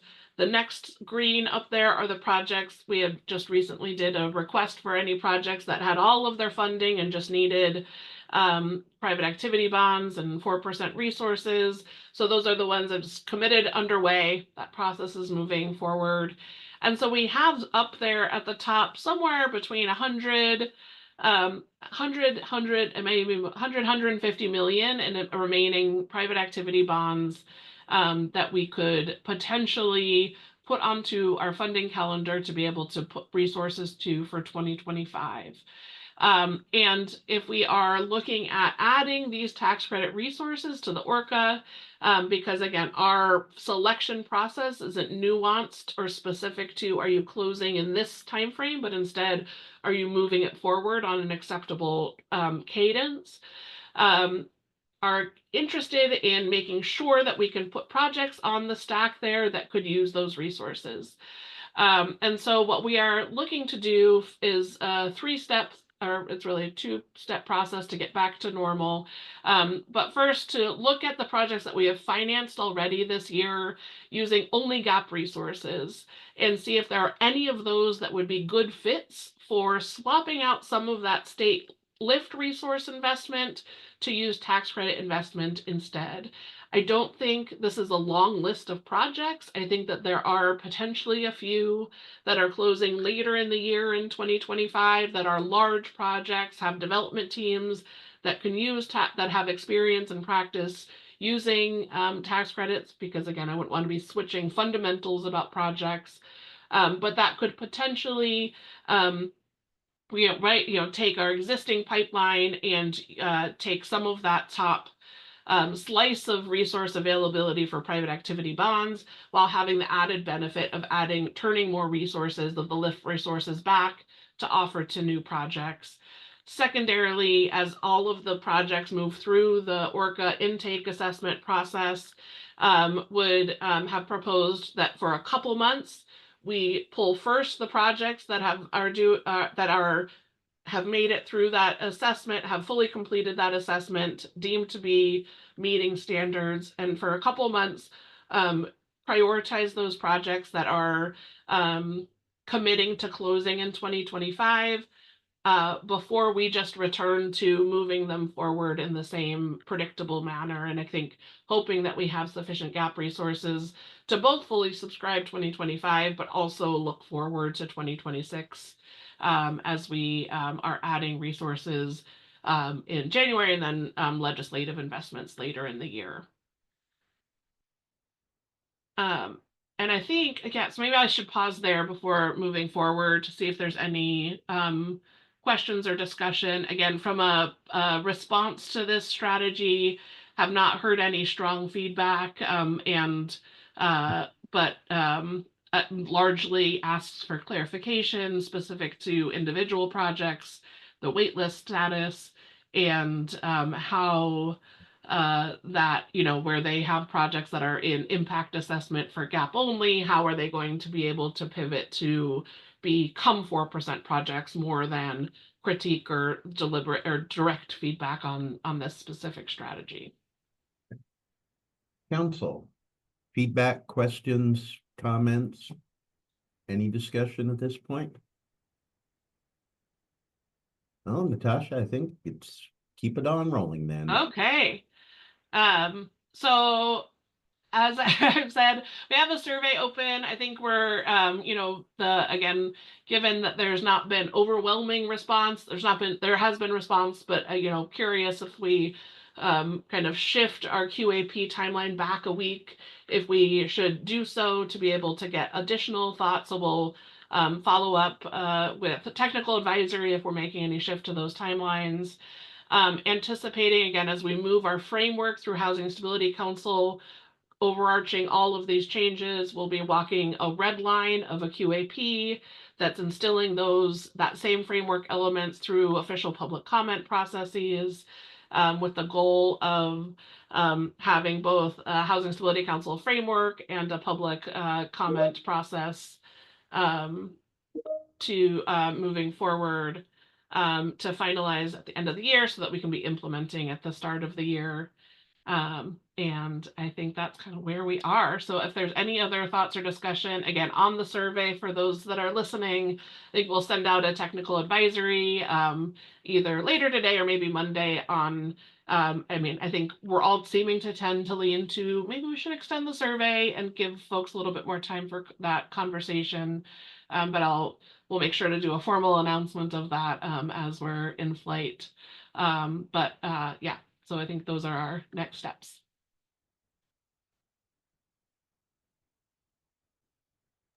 Council discussion, questions or feedback at this point?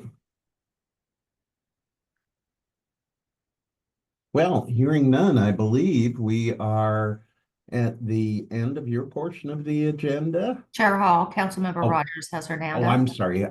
Go ahead, Councilmember Rogers. I raised it late, but Natasha, just wanted to say thank you for walking us through this process and taking community members and comments to try and make the process better. So keep up the good work. Thank you.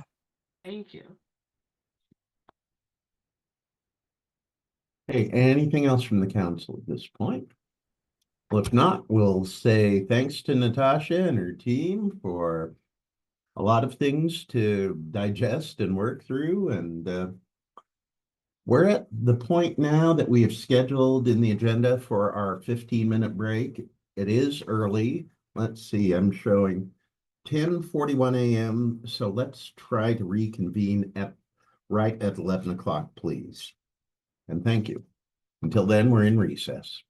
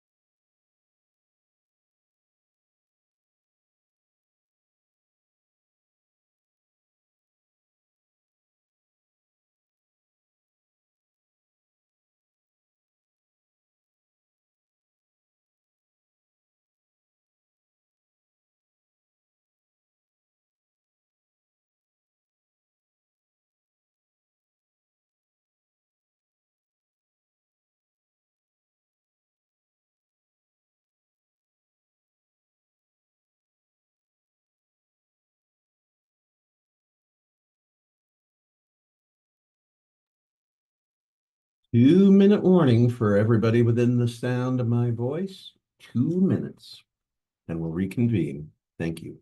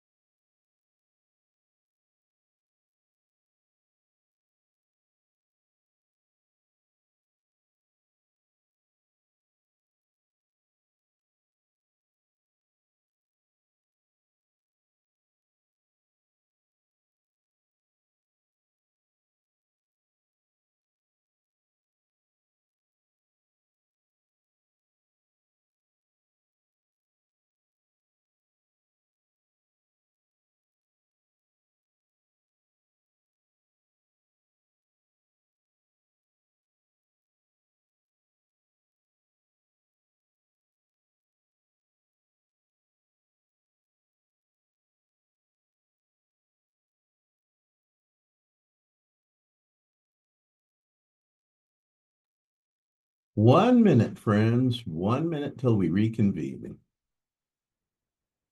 Cue the Jeopardy think music.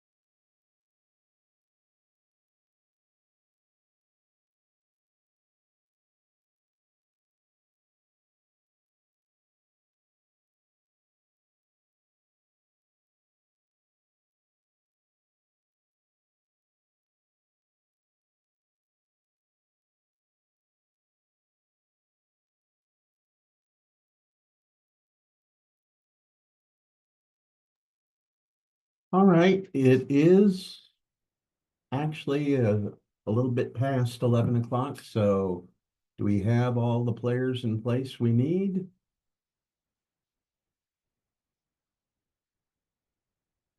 Let's go, okay, yeah, seeing the screen populating pretty quickly now, so let's officially reconvene the November 1st, 2024 meeting of the Oregon Housing Stability Council.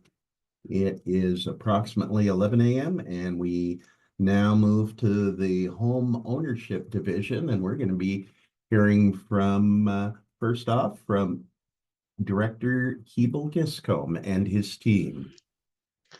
Thank you. Good morning, Chair Hall, Director Good Bell, morning. good morning, and esteemed members of council. My name is Keeble Giscombe, and my pronouns are he, him, and his, and I'm the Director for Home Ownership. I'm excited today to bring forward 4 items from our division. We will start with Ms. Jessica McKinnon on approval from our home ownership development team. Thank you, Keeble. Just one moment while I share my screen.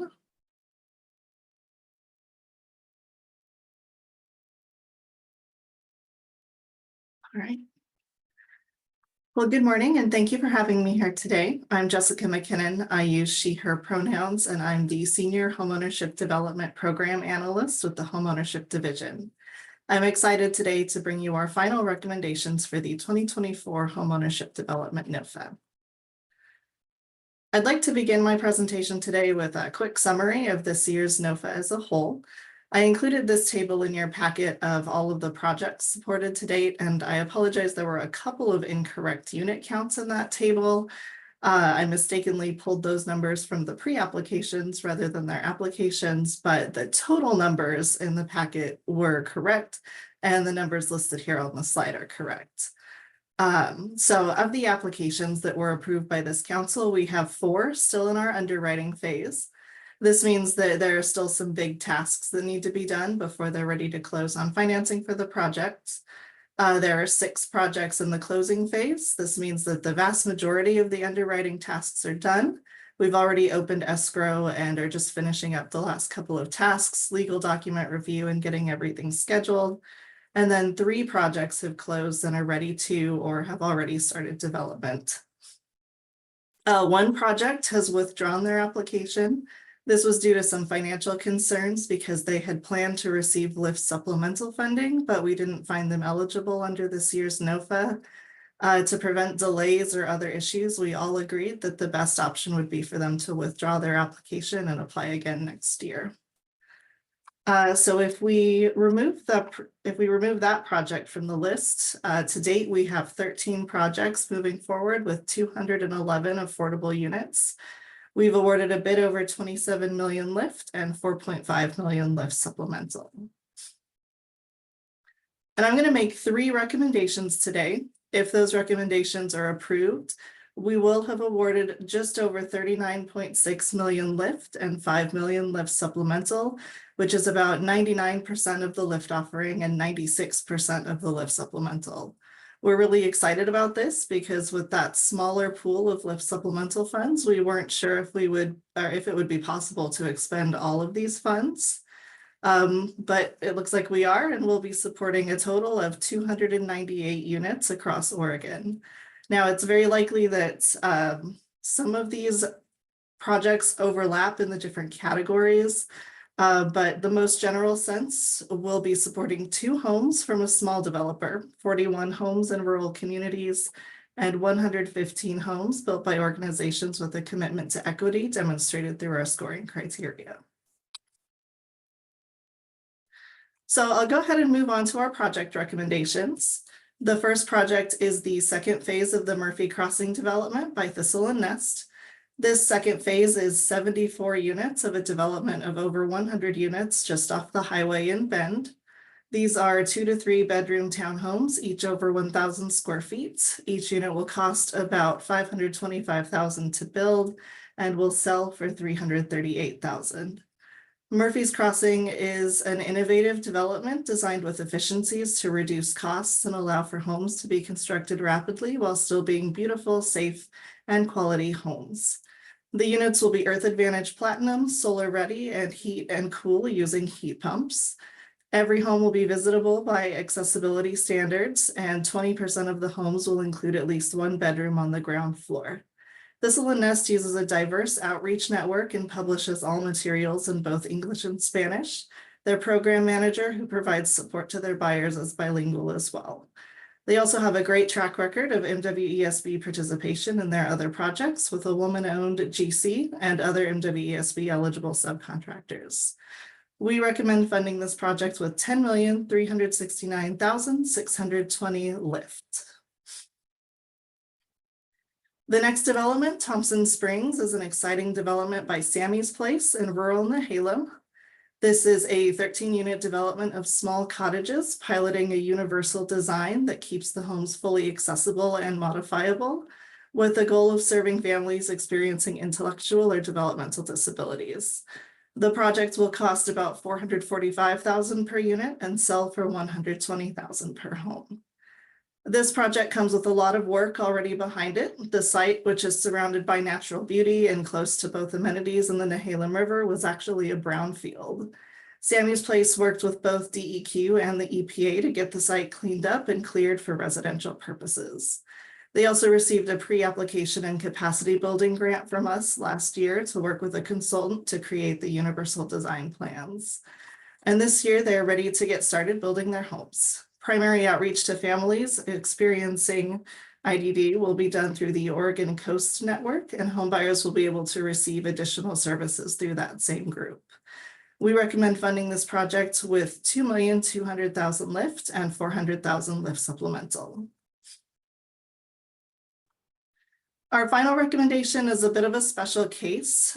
Short Stack Milwaukee is a project by Proud Ground that we awarded LIFT and LIFT supplemental funding in 2023. This is a 15-unit cluster home development in Milwaukee using an exciting toolkit that efficiently builds quality middle housing. Proud Ground is very experienced as a CLT and is proud to serve a very high proportion of BIPOC households in homeownership. Their application last year stated that 83% of their homes, and they have completed some initiatives to further support Spanish-speaking populations. The project has actually already closed on their lift loan, and they celebrated their groundbreaking last month. I wasn't there myself, but I hear that the mayor and all of the Milwaukee City Council were there, and that there's a lot of local support and excitement about this development. I'm bringing this to you today because when we were working on closing the loan earlier this year, we realized that we had made a mistake in their award letter. If you look at their financing sources on this slide, you can see that the lift and the HTIP numbers are very similar. In the award letter that we gave to Proud Ground, we had accidentally switched the 2 and the 7 in their HTIP award, making the two funding sources equal. Of course, Proud Ground built their project and other financing sources around that award. So the last minute identification of this issue wasn't really a welcome surprise. Because this was our mistake, it can cause financing or timeline issues, and we do have some lift supplemental funds left over from the Sears NOFA. We'd like to make things right and increase their award to what we actually wrote in their award letter. So we're recommending a small increase of 45,000 lift supplemental funds. And this is well within the NOFA requirements, so it still meets all the program standards. And here's just a quick summary of our recommendations today, and I'm happy to hear any thoughts or answer any questions you may have. Thank you for your time.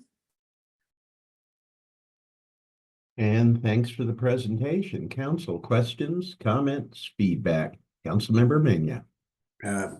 Thank you, Chair Hall. I just wanted to compliment that it's great seeing all this activity happening on homeownership, which has been lagging in the past. So being able to implement the LIFT program in this in homeownership has been amazing, and seeing all these new homes that are going to be developed is great. So thank you for your work. Thank you so much. Great. Oh, I was just reminded that we do need to open a public hearing on this. And so we will do that right now. And Cheola, do we have anybody signed up for testimony? We have no one signed up for testimony at this time. However, if you would like to make testimony on these transactions, please use the raise hand function. Great. In the meantime, we will move forward, I believe. I see no raised hands at this moment, Chair Hall. Okay, then I believe we can proceed to any further discussion and a vote. Anything from the council? More questions? Okay, Councilmember Meehan. I'm just doing a lot of echoing today, Chair Hall. I just would like to echo the great work that's being done, and love seeing that MW ESB exceeding goals there, exceeding the target for being in compliance there. That's just awesome to see all this work being done. So thank you so much for your due diligence. Great. Anything else from council? If not, I would entertain a motion for approval of these projects. The two projects, yeah, here's all the fine detail, but so if anybody would like to officially move the motion on the screen, I'd appreciate it. So moved. Second. Okay, now can we have a roll call, please? Thank you, Chair Hall. Councilmember DeFontorum. Yes. Chair Hall. Yes. Councilmember Mena. Yes. Councilmember Rogers. Yes. Councilmember Harris. Yes, please. Councilmember Meehan. Yes. Councilmember Willard. Yes. Thank you. Motion passes. Good job, everybody. Thank you very much. Now, the next item, down payment assistance and rules tied to OHCS lending. Now, is this also a decision item or briefing only? I wasn't Decision sure. item. Pardon? It will be also a decision item. Okay, great. Director Giscombe. Thank you all again. Kibo Giscombe, Director of Homeownership. I would like to start by just saying this. We've come a long way of trying to get this program off the ground, and I really appreciate all the support.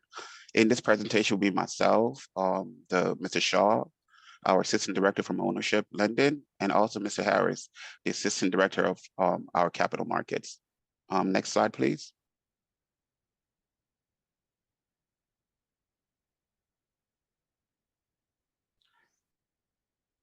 Access to down payment assistance can make a critical difference in opening the doors to homeownership, helping to reduce one of the most significant barriers for many families and supporting efforts to close the racial homeownership gap. Through the Oregon Housing and Community Service Homeownership Division, we work to provide DPA funds to community organizations across the state, who then extend this support to eligible home buyers. From July 2023 to June 2024, with the help of these partners, $12.4 million in assistance has been distributed to 348 individuals and family, with 59% of recipients coming from communities of color. In March 2023, OHCH launched the Flex Lending Program, an initiative integrating DPA into our lending program, bringing even more efficiency and accessibility in this vital work. Since its launch, the program has provided nearly $2.6 million in down payment assistance to support 189 homeowners, helping even more families move closer to achieving their goals and dreams of homeownership. We're committed to expanding these opportunities, investing in our communities, and building a future where everyone can reach homeownership. Next slide, please.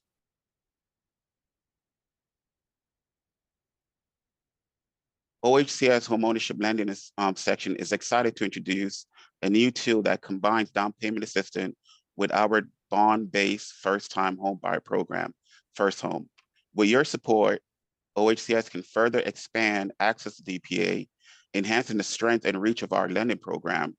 This tool was created through a thoughtful and thorough collective development process, beginning with statutory authority granted in July 2023.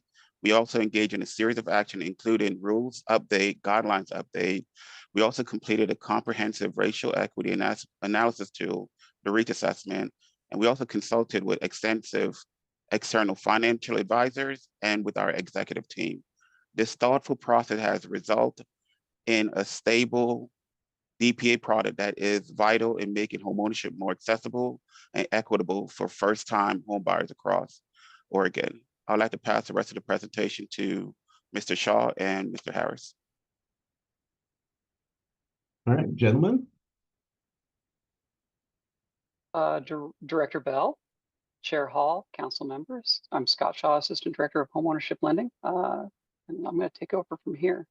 So I want to talk about our long-term goals and why we're making these changes. I'm excited to be here today because we're making these changes to create a more stable platform to help more Oregonians achieve homeownership and stability. So other states in our region have made these changes years ago, some more than a decade, allowing them to provide what we aim to offer Oregonians. And that's the ability to respond more readily to the needs of Oregonians as the markets change. We're going to offer more lending products with more options while continuing to offer below market interest rates. We're going to provide better support in initially buying a home when that time comes. On top of that, we're going to be able to have long-term stability and reliability of DPA funds in a recycled fashion, which means we get to use those over and over again. Before we get too much into the weeds about what we're going to be asking for a change, I want to step back and explain how OHCS brings DPA to Oregonians in a more holistic fashion. What I've got here is a chart, and it shows our IDA program, Individual Development Account, and that's where there's savings that are matched. And you can see the funding that the state is given, or that and the request is for the 25-27 biennium. There's 7 million, 7.5 million, 16.9 million. And I'm not going to go into all of the numbers, but suffice it to say that these matching programs offer up to 5-to-1 match. So $5 for every dollar saved, up to $20,000. We've got an HOAP, or HOPE program as we call it. That DPA, homeownership assistance DPA, is funded by the document reporting fee, and it's offered through our nonprofit lending partners and provides grant funds to borrowers. Then there is the CRO, which is the culturally responsive and rural organizations that can grant up to 20% of the purchase price of a home. It also includes our first generation homebuyer program. And if you stack those appropriately, you can get up to $90,000 worth of DPA. Lastly, in this continuum of products we've got is OHCS's lending, and that is Flex Lending and soon to be our First Home program, which is our bond-based first-time home buyer product. The idea here is that we've got a continuum of products, and we can help the lowest income borrowers that have the greatest need through our nonprofit partners that can provide that large attention. And then when we get to the more mortgage ready borrowers, we have our lending programs to help assist them take that step.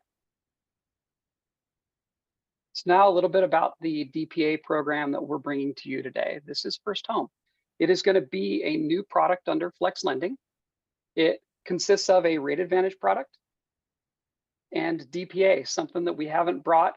I believe we brought DPA way years ago, more than a decade ago, so long before my time. But we will have a 4% DPA, and then we will have a 5% focused demographic DPA. That DPA is intended to support communities of color and other historically underserved communities. Currently, the data shows that on Flex Lending, 28% of our borrowers that have received focused demographics DPA have been communities of color. But if you include rural borrowers, if you include borrowers that have a family size of greater than 4 or single parent households, that represents 93% of the focused demographic DPA borrowers. So the resulting DPA, I do want to let you know that it's bifurcated into 2 pieces. The DPA is a silent second mortgage with no payments and no interest due. It is payable on refinance, sale, or transfer of the home for borrowers at or below 80% AMI. Borrowers above 80% AMI that have a greater ability to pay have an amortizing second mortgage. So bond-based lending changes that we're asking for create an alignment with our existing Flex Lending program that we're going to actually rebrand as Next Step. So under the Flex Lending program umbrella will be First Home and Next Step.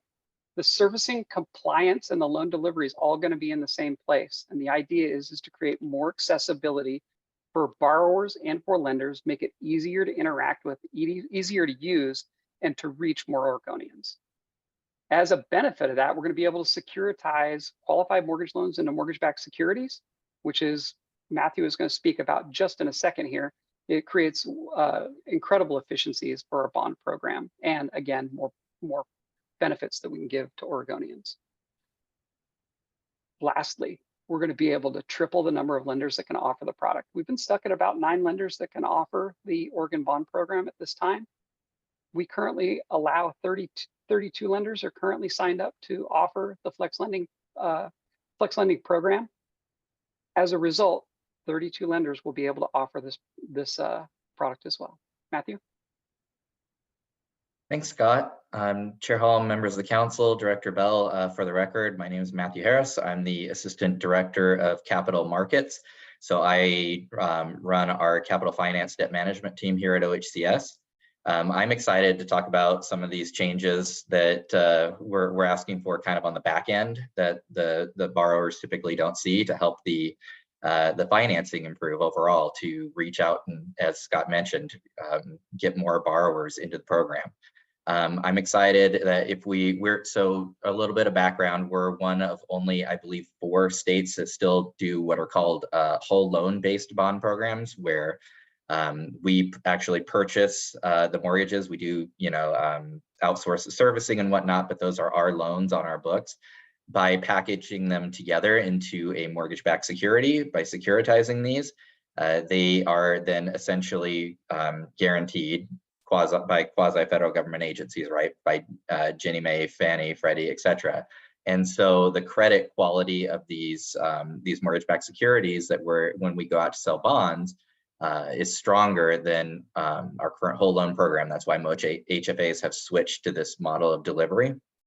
The more mortgage-backed securities we bring into the portfolio, the better our pricing will be on bonds, meaning we can borrow for cheaper to turn around and lend to homeowners cheaper. I just want to mention, I did a pricing, we did our fall pricing this Tuesday, and the market was quite saturated with other borrowers. Everybody's trying to get in before the election because the election may create some uncertainty in the capital markets. And so there was a lot of paper out there. We actually had to reprice slightly higher because we were a whole loan-based program compared to some of the MBS-based programs. So this will help. We'll eventually over time become, right now we're a AA2 credit. We can move up to a AAA, which means lower cost of borrowing, which we pass along to our homeowners. We can bring mortgage-backed securities into the portfolio and use that to replace our reserves that are in cash and other like investments in US Treasuries. That means more capital is freed up to purchase more loans. So more product out the door. And then also a really neat thing about this is we can access the to be announced lending market that the Flex Lending Program currently operates in. And this is critical in times of very low interest rate environments. The bond program really suffered in the early 2010s to mid to late 2010s when it was great for borrowers when they could go out and get a 3-4% mortgage, but you can't issue bonds much cheaper than that, meaning we couldn't then get capital to finance those loans. They had to go to the private sector. If we had the ability to access the TBA market, we could continue to operate the bond program at still around the same levels, even in those low interest rate environments. So 3 awesome benefits on the back end from just the bond changes without any discussion of down payment assistance. Can we go to the next slide, please? And so I just wanted to hammer home that we've been working on the proposals that Scott and Keeble have kind of laid out in detail here with our municipal advisor. Every state agency that issues bonds is required by the state treasurer's office to have a certified municipal advisor to participate in these bond issuances. They walk us through the entire process and are our advocate. They are a fiduciary. They have a financial responsibility to us to give us the best advice, irregardless of situation and outcome.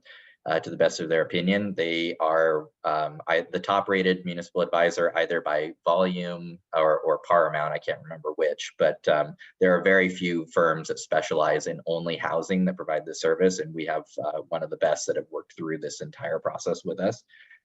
We also have the good folks at Idaho Housing. They're acting as our master servicer who have helped work out. I know they're already active in the TBA flex lending space, but they've worked out how to kind of bring in the bond program as well. And so we've done a lot of leg work, a lot of prep work to ensure that we're able to launch this efficiently. And then we also have secured Hilltop Holdings as our TBA provider, so that if we were to sell our mortgage-backed securities on the TBA market like Flex currently does, Mr. Shaw and the homeownership division already has that contract in place and has already executed a number of transactions with them. So we are able to essentially piggyback the bond program on top of that, should we choose to go that route. And all that taken together really is saying, now, if we approve these changes, we will have the flexibility to do the best financial execution for our lending programs in a way that this agency has never had before. And I think that's really exciting. And I will end on my piece on that high note for myself. So I'll pass it back to you, Scott, to wrap up. Thank you, Matthew. Before we get into recommendation that I'm going to talk about here in just a second, I kind of wanted to talk about the changes, or the highlight the current Flex Lending Program is going to be rebranded as Next Step. I briefly mentioned that before under the Flex Lending Program. So again, we'll have Flex Lending, we'll house First Home, our bond-based first-time homebuyer program, and Next Step, which is currently our Flex Lending Program. Part of that rebranding is going to require a change, though, to the Flex Lending Program. Our silent second DPA for borrowers below 80% AMI currently has a forgivable feature. And because of the advice of our financial advisors and the way that and honestly, the way it looks by having your low income program have a DPA that is silent and always repayable versus your more median income or arguably higher income borrowers have a DPA that forgives over time, we're aligning those together to make them both a due on sale DPA. So we are removing that forgivable component. I wanted you guys to be aware of it so that it didn't look like we were doing anything, a quick switcheroo or anything like that. That said, We do recommend that Housing Stability Council approve the bond-based first-time homebuyer program, First Home, and the DPA to be paired with both First Home and Next Step, which includes a silent second for borrowers under 80% AMI and a repayable second for borrowers over 80% AMI. That includes both a 4% DPA for all borrowers and for folks that apply for the and meet the criteria of the focus demographic of 5% DPA. It's a financially sustainable product. It requires the least amount of general fund subsidy, and it protects our bond indenture assets from falling to critical levels. Providing the DPA as a loan allows DPA resources to become self-sufficient in about 5 years without general fund subsidies beyond 25, 27. And we don't want to be able to we don't want to always have to come back and ask for funds, right? We know that that's not always a given. So we want to be able to help Oregonians, not just this generation, but the next generation, right? So OHCS will continue to offer and promote DPA subsidies through, IDA, Homeownership Assistance Program, and culturally responsible organizations. And I do want to close out by saying the best thing about all of these other programs is that we want you, not only do we allow you, but we want you, encourage you to stack that DPA for the biggest benefit for Oregonians. And thank you. All right, I would like to offer some remarks or observations to begin this discussion. Because this is very important stuff, but it's really outside my experience or expertise. In addition to reviewing the packet, I had an opportunity for a conference call with Assistant Director Shaw and Director Giscombe yesterday. And I feel like, there are compelling reasons to move ahead with this. And number one by far is the assurance of being able to help more people over a longer period of time. And then something that Assistant Director Shaw just kind of suggested, and since I am the politician on the council, I'm going to jump in really fast and hard on this. And, I usually don't talk about political considerations here because for the most part, they don't directly impact what we're doing, but yet they provide the backdrop for everything.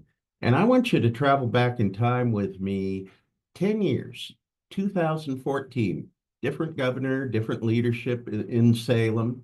And that governor at the time actually seriously considered a proposal to break up this agency and scatter some of its fragments to other agencies. Now, today, of course, that would absolutely be unthinkable. We're in this marvelous window of opportunity, which I mentioned earlier, and it might not last. We have to be prepared. Let's jump ahead 10 more years to 2034. We can only guess at what the world's going to look like, see if trends continue or change. But I want us, if possible, to be less dependent on yearly or biennial allocations and see more things like this developed. So with that, I will turn to Councilmember Mena, who has his hand up. Thank you, Chair Hall. And I agree with you in terms of the changes that are being proposed. I think they're great. I think that definitely provides some much needed self-sufficiency, especially on the securitizing component. I am concerned, however, and I do appreciate, I did have a conversation with Director Giscombe and Mr. Shaw yesterday regarding the changes that have been proposed. So I really appreciate you taking the time and going through some of these changes. There are two main points that I have concerns on, and that has nothing to do on the securitizing component. It has to do more on the Flex program and the down payment assistance that has been provided, especially when we talk about that 93% that was mentioned that are people of color that have benefited from these programs. And that is that we're taking away the forgiveness component and we are not allowing to refinance. I think that those are two, for me, those are two challenges. In having the conversations yesterday, I understood that, when the municipal advisor reviewed the forgiveness component. They reviewed it based on current systems, which is I think 5 years or something to that effect. I would suggest that you get reviewed for a forgiveness period of maybe 15 or 30 years for the life of the mortgage, equal that life of the mortgage. Because as they do their evaluations, a typical mortgage only lasts 5 to 7 years. And therefore, if a silent second is definitely available through that time, it shouldn't impact or have minimal impact on the securitizing and the costs. So that's one request. And the other is on the refinance.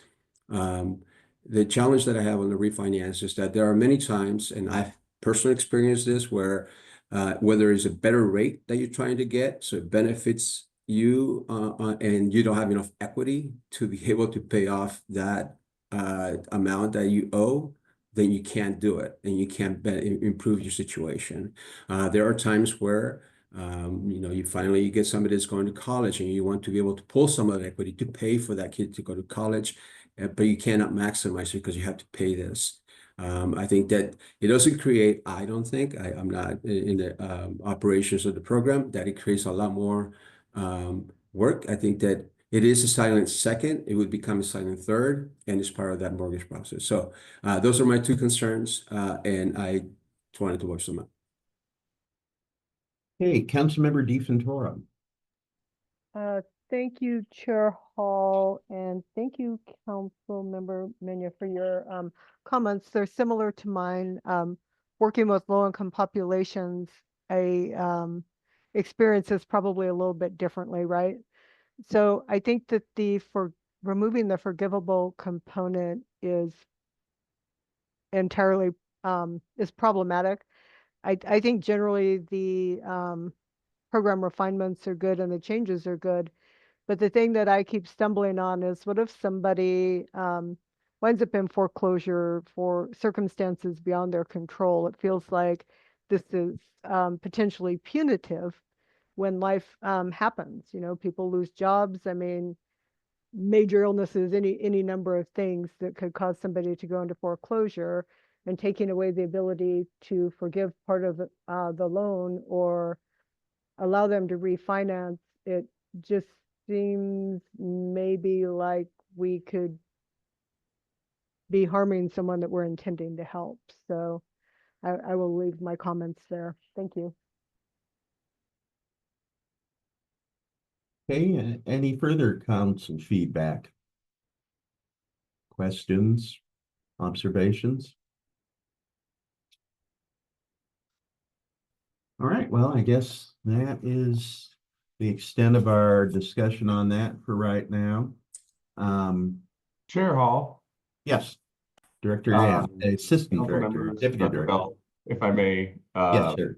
just maybe address a few of those concerns that were raised there, because certainly really, really valid points and things that that are core to our mission of what we're doing. For the record, Caleb Yant, Deputy Director of the agency. And the context of me jumping into here is partially because of my former role as CFO of the agency, and also conversations that we've had since I have been engaging with the council on really embracing our role as a housing finance agency and moving toward some kind of self-sustainability elements that for those who've been on the council for the last, probably 4 years plus, we've periodically leaned into those conversations. So a few pieces. First, Councilmember Mena, on your 2 points on the forgiveness piece of it and the refinancing. I'll take the refinance first. I want to be really clear that anybody can refinance out of the loans that we have, right? And so whether it is a flex lending or bond-based or TBA based, if you can find a better rate, and whether that wherever that is, you can go do that, and then we would kind of refinance out of our loans. We just can't right now allow refinances into our loans. That's a tax law thing from the bond base perspective for first time We have, as part of our bill for flex lending to expand the uses in the 2025 legislative session, that to be an allowable activity. So you can refinance out.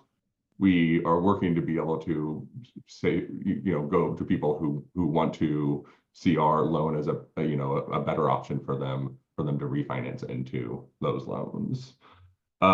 Just to follow up on that real quick, if you don't mind. I'm not talking about the bond program or the mortgage. I'm talking about the down payment assistance, that flex program, that if I refinance out of the bond, which I completely agree, I can do that. But if I do that, I also I trigger repayment of the DPA. That's correct. That's the one that I'm concerned about. Yeah. Yeah, that's absolutely correct. And I think that's one of the pieces that I think at its core, as we looked at this and why we think it's so important to look at the continuum of programs that we have to serve in down payment, what if we want to have something that we're not reliant on. We talked about general fund, but I will also bring private activity bonds into this conversation because that was discussed in an earlier presentation. All of the private activity bonds in our state, or at least the lion's share of them, are going to rental housing, which means we can't access the tax exempt market for homeownership lending, which again makes it more challenging to provide a sustainable and below market lending program for homeownership. So understanding where this would fit into the continuum of down payment assistance programs is really important. And I think that's why if we're looking at this to say we want to serve more people and we want it to be sustainable, the only way to achieve that really is to make sure that the DPA is in fact repaid. And so certainly to your point, Councilmember Mena, if we maybe look at an option to say, if the council is saying, okay, but we want some amount of repayment, that the example you gave is 15 years. And in reality, most people don't stay in a loan for 15 years. And so it probably would be repaid anyway. That's something that, we could look into and get back. But I think that idea that we could serve more people and do it without reliance on PAB and without reliance on the general fund, the only way to actually accomplish that is to have it as a repayable DPA format. Just to follow up on that real quick, I respectfully disagree with that assessment, because I would say that on DPA, we're not talking about large amounts. We're probably talking about $10,000, $15,000, 20, I don't know, 5% or whatever that limit is on the DPA. And when we talk about from the mortgage, the bond component, how much we're monetizing that component, the 15, 20,000 is not going to either make the program whole or not. And so to the degree that that money gets, more than likely will get repaid, because they typically households don't stay in that same house. They typically buy a new house. That it doesn't have it, I don't think. And again, I'm not the municipal advisor, I don't know, but just based on my experience, I don't think that a forgiveness of $20,000 is going to break, is not going to allow the program to be sustainable. And so that's my own concern. Yeah, maybe I could illuminate a little bit on that. If we open up all of the changes except for doing a forgivable DPA to the bond and the flex lending program, at what we have been providing, the clients that we have been serving with the focus demographics, if we did that to our bond program, about 65% of the people served, households served, would have forgivable DPA. And so that is what would end up being in a place where we would burn through our general fund that we have. And the other thing is we part of what Mr. Harris talked about is monetizing our reserves. So we could also put that into DPA. that is, that is assets we have on our balance sheet that we could only access if we know that we're going to be getting them back and not, forgiving them and essentially turning into a grant. And so that's why, we really can go the modeling that our financial advisors have done from this, and just to put some really, numbers to when we say we could serve more people, we, over the last few years, have been providing about $150 million. I'm trying to get to my notes here. $150 million a year, which is serving about 500 households. If we could move to this place where we know that we'll be able to have that repaid and we could really tap into our balance sheet to be able to do more, our goals and the modeling that our financial advisors have provided to us are that we could get to the point of doing $600 million per year, which equates to about 2,000 households per year, because we would use the down payment from the general fund and that would be recycling, and because we could tap into our balance sheet and we know that that would be a loan and repaid, and therefore we would be able to get it back. So on the piece of, the impact to our balance sheet, it is pretty significant. I understand 100%. I guess the only question I would have is that did the municipal advisor in their analysis looked at a DPA that had a term of 15 or 30 years? Did they look at that type of as a repayable option? As a forgivable option? Correct. No, that was not a scenario that we had them run.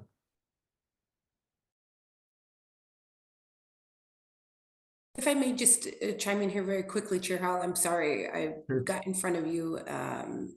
I'm not the chair, so thank you for being so graceful with me here. I did want to just clarify, Councilmember Mena, is that a request in terms of what we had the municipal advisors put together? And as I'm hearing the conversation in the place of consternation that is that a request that is something that you would like us to? Thank you for pointing that out. Yes, that would be a request, because I would like to see if there's a negative impact if we do decide to extend the term of the DPA to whether it's 15 or 30 years with a forgiveness component.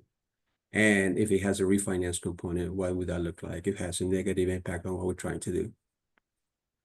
Thank you for that. I appreciate it. And I'll hand it back to Chair, but Deputy Director, I would just be curious about how that might change the proposed vote and whether we need to sort of split or not. But as you're contemplating that, I'll yield back to Chair Hall.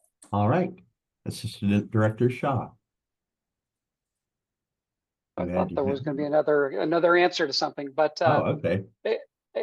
I want to highlight something that I probably didn't speak about before. Part of the way that we developed everything that we developed, from the repayable DPA format to the due on sale DPA, was in concert with the best practices of what other HFAs do across, not only across the West Coast, but across the nation. So when we built this as the other HFAs do. So when they do a DPA, actually it was pretty innovative to have a forgiveness component. The other HFAs don't do that. So our HFA, or our DPA, going from a partially forgivable to a due on sale, basically brings us in line with what other HFAs are doing and how they're responsible handling their funds. So that's it. I'm sorry for talking so long. No. This is big stuff, important stuff. We need to work it through. Any other council feedback, observations? Want to weigh in? And I'll also offer to any staff that has something further to add as well. Well, I guess we are at the decision point. Do we have a resolution. So Chair Hall, I might, right. so I might ask Caleb if we can reconsider a amended proposal for a decision today that is both potentially allowing for the portions where we are aligned to move forward and to also be responsive to, I think, some of the very specific feedback that Councilmember Mena raised, and although it wasn't exactly the same, I think there maybe was some alignment of curiosity, maybe / concern from Councilmember DeFontorum. Certainly don't want to put words in her mouth, but I reckon that there might be some shared understanding or knowledge on that particular point that the council may want before a more holistic vote. So I would maybe consider that an amended vote. Okay, team, do you think you can craft something? And council, would you be willing to evaluate that right now? Maybe to start with, and certainly if there's different than that, I would welcome that. You know, I certainly hear you, Councilmember Mena, and we will absolutely follow up on those scenarios, right? 15 or 30-year forgivable, also forgiving at the DPA at refi. What would that look like from the financial modeling? And I'm sorry to interrupt. I was not saying forgiving at refi. I'm saying be able to subordinate a refi, not having to repay it at that moment in time, but subordinate that debt. Got it. I'm not saying forgiveness. No, okay, thank you. That's a very, very important clarification there, and hugely impactful. Yeah. I think one of the things that I also know from working with this council and just super appreciate is also thinking about if we're talking about, there's a huge alignment around sustainability and the changes, which I really appreciate. But I also know here we want to make sure that there's some sort of a forgivable option. and forgive me if I'm leaving here, but I think that it is really also like, who is the most needy population that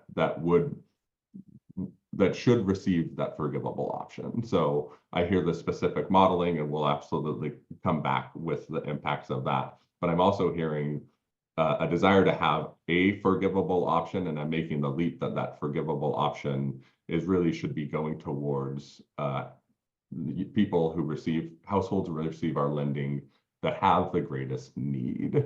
And so if that is correct, I think what I would offer is to be able to move forward with this. I think one of the things that hasn't explicitly been shared is we haven't really opened the floodgates of the general fund down payment assistance because we want to make sure that it comes back. We want to make sure that 65% of it isn't forgiven and it's out the door. But another thing that we're aware of and why we want to be able to move forward with this now or very soon is that we're going into a tough budget cycle, and we want to make sure the general fund that we have received is spent and not subject to potentially, being taken back by the legislature.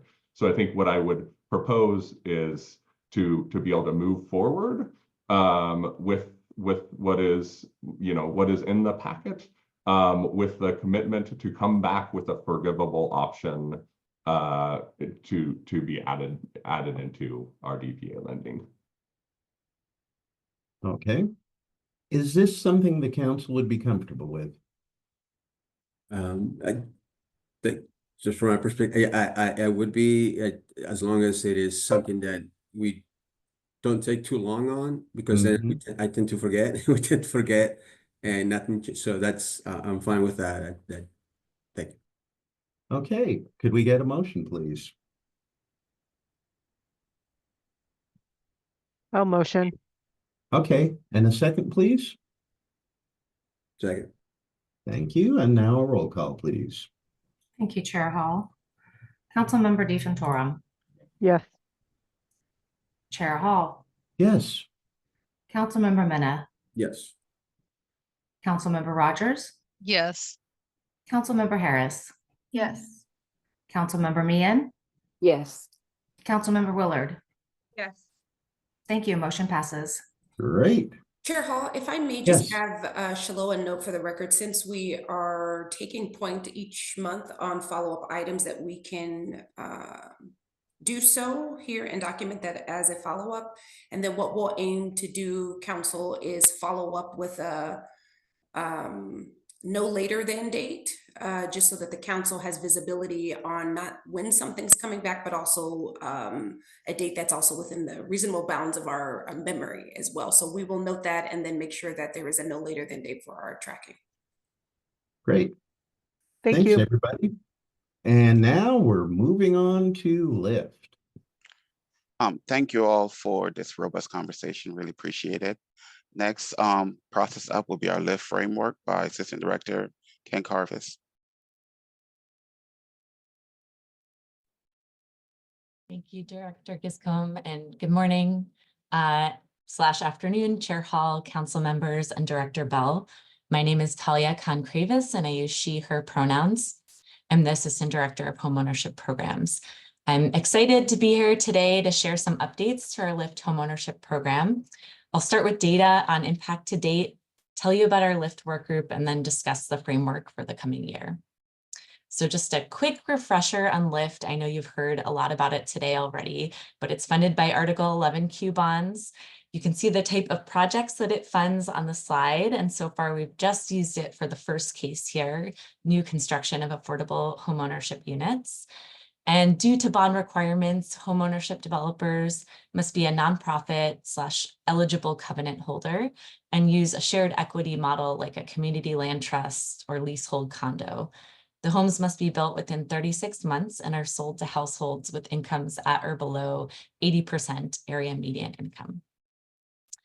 So some data on the impact over time. OHCS released the first Lyft homeownership notice of funding availability, or NOFA, in 2018. Since then, the program and capacity of our developers has grown significantly. You saw today in Jessica's earlier presentation that this was a really exciting year in terms of the volume of high quality and mission-centered projects and the scale of the projects themselves. We brought new developers on board that have never used Lyft before. And you can see that the pace of funding over the past 6 years has increased generally. With the new projects approved today, we've put out $110 million in Lyft funds to support the construction of 62 projects that will result in over 1,000 homes affordable to Oregonians. Right now, you can see the little bar on the bottom left side of the slide that 13 projects are in pre-closing or closing, 35 are in development, and 14 are completed. And so let me just share a little bit more about these homes. So where is all this building happening? There are Lyft projects in 14 different counties, as you can see, mostly concentrated on the western side of the state. Despite having a 50% rural set aside in each NOFA, overall only 18% of Lyft projects are in rural areas. So this is an issue that we're hoping to address with our new Lyft framework that I'll talk about today. 128 homes are complete, and I was just checking my presentation on the Lyft framework last year at this time, and there were only 40 homes complete at the time. So this is over tripled since a year ago. There are 330 residents who live in those homes. And while we collect demographic data on the residents, I'll caveat that there's missing data since not everybody wants to share this information. So the percentages on this slide represent the percentages of people that responded to the question, not total residents. So out of those respondents, 2/3 are female, 1/3 are head of household. Of those female, 1/3 are female heads of households, and just under half are dependents. 52% of the residents identify as people of color, and 79% are Hispanic or Latino. And you can see on the graph that it shows the percent of Lyft residents in that racial ethnic group in green compared to the percentage of homeowners in Oregon in that racial ethnic group in blue. And so we're exceeding the percentages in Lyft homes by far. So just moving towards a bit about the mechanics of how the the program functions. So LIFT has had a sizable impact, but it's been a complex resource to navigate. And many of the requirements prohibit good projects that meet OHCS goals from applying. OHCS and stakeholders have been grappling with that since the program's inception, but it really, the grappling really catalyzed last winter when Housing Oregon activated its members seeking to address LIFT barriers. This culminated in the formation of a LIFT work group, which came together to take a deeper dive to figure out how to improve LIFT while ensuring that the state continues to meet constitutional requirements of Article 11Q bonds. You can see the list of work group members on the slide. It's a mix of stakeholders well-versed in LIFT, so developers, a bank representative, an attorney that's well-versed in condo and land law, network organizations that represent a wider swath of our partners, and staff from OHCS and DOJ. And I just really want to take a moment to commend everyone who's been part of the work group. People have really brought their expertise to the table and insight and patience to the work group, and this collaboration will make a real tangible difference in affordable homeownership opportunities across the state. The group has met 6 times since March, and we've identified 5 key issues to tackle. So excuse me for getting a little wonky on some of these, but I'm just going to share a little bit more so you understand what the work group has delved into over the past 6 months or more. So a key goal of LIFT is to support development in rural areas and spur higher density in urban areas. Since the LIFT loan has been based on the appraised value of the land, this structure disincentivizes both of those options. It undervalues rural projects that appraise low and may not have relevant comparisons. And it also discourages dense projects where homes are built on relatively small lots. Many homeownership projects, particularly rural projects, don't apply to LIFT at all due to these constraints. So to address this, we will be implementing a per home subsidy structure, and I'll share more about that in a few slides. The next line here, or issue that we addressed, is our primary goal is to ensure that LIFT homes are built and remain affordable throughout the LIFT homeownership term, which is 20 years, and then the option to renew for another 20 years. If this can't be met, OHCS protects the LIFT financial investment through a lien on the land, and we were taking sole first lien on the land. But as developers scale their projects, the need for construction financing, they need construction financing to make their projects work. So we found that the sole first lien position made additional construction financing inaccessible to our partners. Given the urgency of this situation and the work of the working group, we've shifted to allowing for a shared first lien on the land, and this has enabled us to keep closing projects and work collaboratively with their bank partners. And the next 3 issues are interrelated and have a lot to do with wording in our documents, but have big impacts on the ground. So through conversations with partners, we realized that our LIFT documents were not clear about what type of actions OHCS would take in the case of a foreclosure of a LIFT home. And it's important to note that foreclosures within shared equity properties are extremely rare, and OHCS has not seen one within its portfolio, but we wanted to make it clear what would happen in the case that this instance did come into play. So LIFT borrowers worried that if one home was out of compliance with LIFT requirements, the entire LIFT loan would be out of compliance and need to be repaid. We've been working to update our LIFT documents to clarify that OHCS will only foreclose on the lot related to the default and only accelerate repayment of the pro rata portion of the LIFT loan related to the foreclosed home. And then relatedly, LIFT homeowners have been unable to access loans guaranteed by government-sponsored entities. They're limited to portfolio mortgages and OHCS's Oregon bond loan. This is because GSEs require that affordability restrictions are released in the case of a foreclosure. So in addition to clarifying the pro rata foreclosure process, in the new documents, we're making it clear that we can release affordability restrictions on that portion of the lot that is foreclosed. This updated language will be a huge win for the 1,000 home buyers and then the home buyers that they resell their homes to, who will be able to shop around for a mortgage and refinance their mortgage when rates improved, which wasn't possible before. And then last issue here, as the LIFT program has evolved, we realized that our legal documents don't work for all partners. Many deals require costly negotiations, and this is not sustainable for either party. To address this, we're working on standardized documents, and this has been a journey. There's a lot of internal work and collaboration with DOJ and our partners, and we believe we're getting close to getting templates that everyone is familiar with and okay with. This will make our program run a lot smoother moving forward.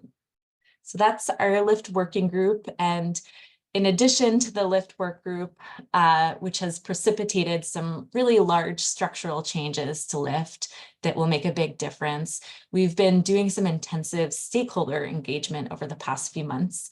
Thank you to Jessica, who presented earlier, who led a lot of those engagements almost on a weekly basis for the past couple months. And we wanted to vet the larger changes to LIFT with our broader network and also develop strategies to better meet homeownership's goals. So we held engagement sessions, informal office hours, a debrief on the 2024 NOFA application, which just closed out as of the approved recommendations today, many one-on-ones, and also conducted a survey. All of these meetings helped us iterate on the new LIFT framework, which is reflected in the framework we'll present today. And just to give you a sense of the type of feedback we received, this is a cool chart that Jessica put together showing initial support of our first draft of the LIFT framework. You can see that stakeholders at first were generally excited about our changes, but varied in their support on the details. The coloring, the green is supportive, orange is neutral, and then as it gets closer to red, they're not supportive. So that was their initial impressions of our changes, and we used this to identify where we needed to do more work to get to more agreement and inclusion amongst our partners. And so things shifted over time, and we think we're in a place where people are mostly happy with the new framework. In our engagements, we also found some trends. We found that influenced our framework. We found that rural developments have additional costs in site preparation and infrastructure, less opportunity for funding, and that led to shifts in how we structured our subsidies. We found that there's not a one-size-all solution for risk mitigation. Different risk reduction methods impact partners differently. We also saw that there's a strong desire for trainings and mentorship programs. So we'll talk a little bit more about that. And then also there is far more demand for LIFT funding than we have funding for. We estimate our pipeline to be 100 million when we only have 40 million in funds for the next NOFA. So with that, let's dive into the program framework, starting with LIFT goals. So the goals of LIFT, these look very similar to last year, actually identical to last year. We still are hoping to use LIFT to increase access to generational wealth building through homeownership, create new homes that serve historically underserved communities, especially communities of color, foster opportunities in rural areas and greater density in urban areas, encourage innovative, replicable, high quality, cost-effective homes that can be built within the 36-month time frame, and then also support developments that reflect the needs of the communities they seek to serve through community-centered design, support developments that are family-sized and energy efficient and climate resilient. And then we also just on a programmatic basis want to support the pipeline growth of homeownership developers and by keeping the NOFA process accessible, particularly for small, rural, and culturally specific and emerging developers. So how will we achieve these goals? We've broken our changes down into two categories: process accessibility, which supports that last goal that I just spoke about, and then resource distribution equity, given that we have way more demand for funds. than actual funds available, OHCS is seeking to structure the NOFA in a way that ensures that we distribute the funds equitably and prioritize projects that meet our goals. So 4 strategies here for process accessibility. The first is technical assistance and training. And last year, OHCS shifted from a competitive homeownership development NOFA to a minimum threshold approach. This is a non-competitive approach, and that allows staff to provide technical assistance to applicants. And we saw this and we heard from applicants that this was a huge benefit, particularly in bringing on new applicants into the LIFT network. So we're building up our capacity to offer more one-on-one technical assistance this year. We'll also offer a new series of trainings to help applicants fill out their application, including training on pro forma development and self-scoring. We'll host regular office hours and so that people can get responses to their questions in real time. The second big change is a pilot that we'll try out this year. We're going to pilot an abbreviated application for projects with 4 or fewer homes. During engagement sessions, partners shared that the time investment to fill out an application is prohibitive for small organizations and small projects. So while we'll still require all the same documentation as the larger applications, there will be fewer narrative questions for these small projects. And then we are bringing on a combined application with a new opportunity for Oregon Affordable Housing Tax Credit for homeownership. And I won't talk much about this one since you're about to hear a whole presentation on it right after me. And then last, is scoring transparency, and this is really important. We've shifted to a minimum threshold scoring approach and have had to get really specific about what we need to see from each project to ensure that they will be successful. So let me just shift and show you what our scoring categories are. These are the same as last year, but we're tweaking some of the questions to help us better probe for the information we need. And as with last year, we'll publish a scoring rubric so that it's transparently laid out how everybody will be scored.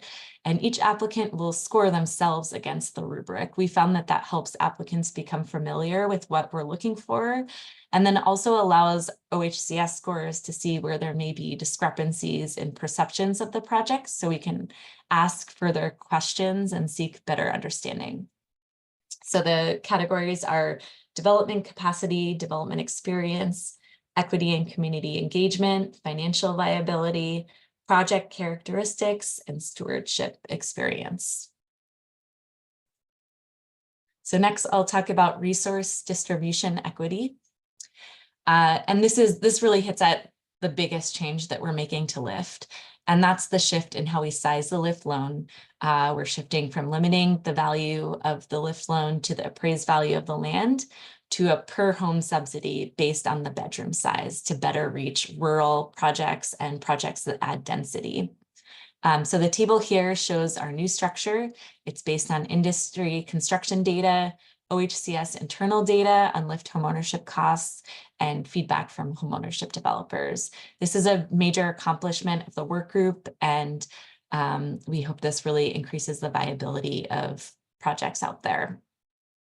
To ensure we don't award all funding to just a few projects, we're imposing an $8 million per project cap. And while the applications are first come, first serve, once we publish the NOFA, we won't accept applications for the first 7 weeks to give applicants time to get their applications together so that experienced applicants aren't coming in right away and eating up all the funding, and newer applicants or all applicants don't have to worry about their place in line for the first 7 weeks. And if a developer is submitting more than one application, we'll ask them to prioritize the order of review. We'll review one application per entity within a certain time frame before considering a second application. So next I'll talk about our set-asides. We've redesigned our soft set-aside criteria to try to spur greater geographical distribution of LIFT funds. 20% of the funds will be held for small and emerging applicants. 30% of the funds will be held for underserved counties, and that's going back to the LIFT distribution of funds. So you can see that map again. Counties with 20 or fewer homes previously funded by LIFT or other homeownership development program HDIP fall in this category. And then 50% of the funds will be for all other applications. If funds go unused by May 2025, the set aside categories will be released and all funds will be available to the broader pool of applicants. So what's next? We're working to finalize the document templates, the NOFA, and update our LIFT application. We'll return to council next month for approval of this framework. We plan to publish the NOFA in January 2025, start evaluating applications in March 2025, and come back to council with recommendations for project approvals in May and late summer of 2025.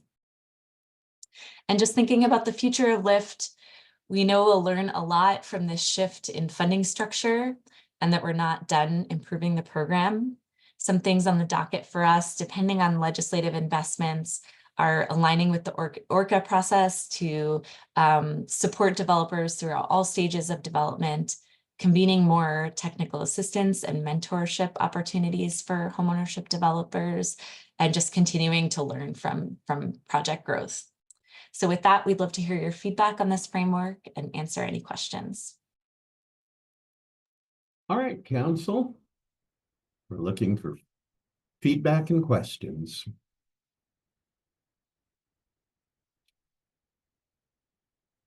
Okay, Councilmember Mena. I feel like I talked a lot today. I'll stop. It's all been good stuff, though. I just want to comment on the work. The changes I think are good. The questions that were brought up, I think are legitimate, and trying to address those issues is important. I'm still, honestly, in Beaverton, trying to figure out how we can tap into those resources because they're very important. So thank you for all the work. It's great. Okay. Anything further from the council? Councilmember Meehan. Thank you for your presentation. I think, as I recall, the last few times that you have presented the LIFT work, that there was a concern about the Native American population and about how they really can't participate in some of these programmings because of the liens on the property, the first lien holder and whatnot. Has there been any development? I mean, it doesn't seem that this works for it, but I mean, I just was wondering if you had any discussion or development on that concern. Yeah, thanks for the question and bringing that topic back up. One of the biggest issues is that LIFT funds or Article 11 coupons have to be used on Oregon state land, so it can't be used on tribally owned land since that's not Oregon state land. We do have in our agency request budget, we have a request for our alternative source of homeownership development funding, which would have a whole set aside for tribal homeownership development, knowing that we can't meet that need with this source of funds. Thank you. That's good to know. That's great.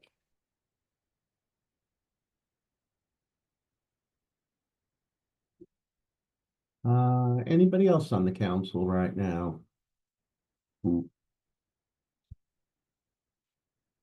I don't know, maybe the low blood sugar's kicking in or something, but or maybe this just isn't quite so many aspects or nuances to it, but we move ahead then, and I believe. Well, Chair Hall, since you courted me, I guess I'll go ahead and just maybe say one quick thing that I was supposed to very quickly, since you laid it out for me.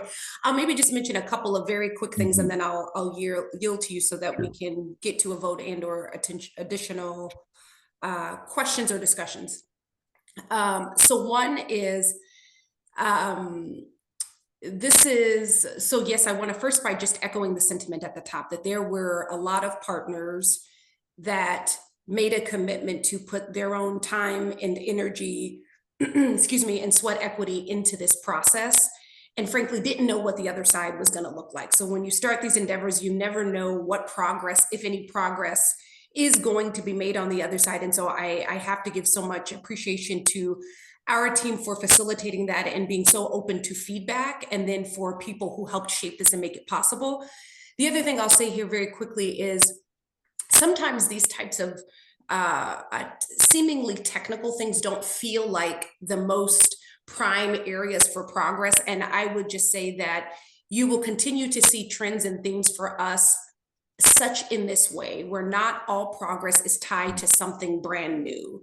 Not all progress is tied to a particular program that didn't exist, that doesn't exist now. I think a big piece of it that we are very interested in is frankly trying to make things work better. I think a big piece of how we make progress happen is through policy and through resource, establishing a policy and then not looking at it for 50 years.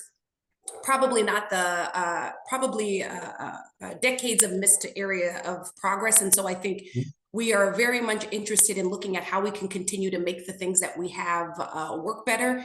And to that end, as we're thinking about measurements of effectiveness and success, yes, we're looking at it in terms of numeric outcomes. We need more of every type of housing. And we also have a responsibility and a keen interest of also seeing where is progress,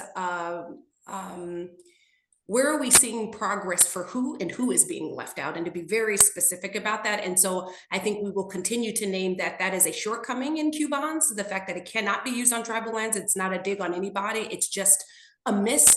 And we need to do something about it, which I think Talia spoke to as part of our proposal. So just wanted to name those very few and specific considerations in terms of both areas of conversation that we've had today about home ownership.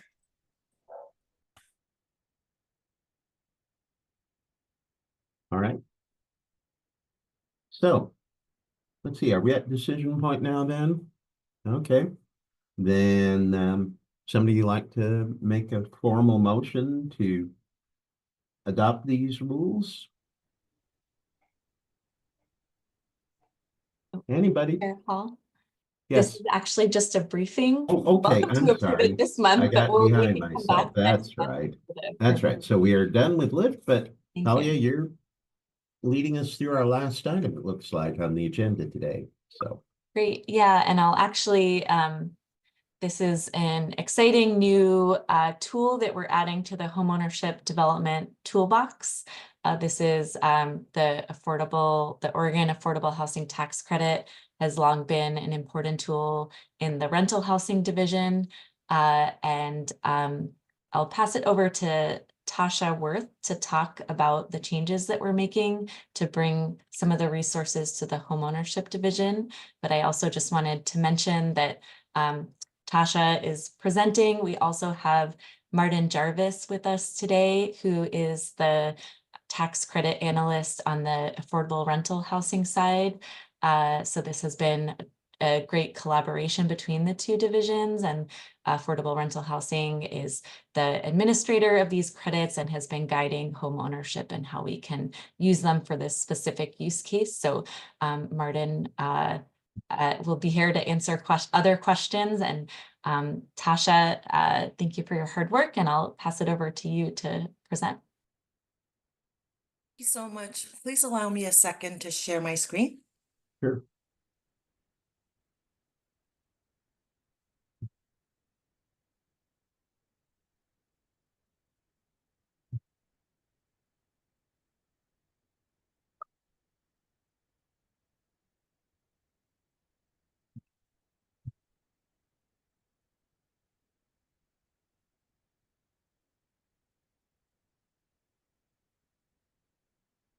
Good afternoon, Director Bell and members of the Housing Stability Council.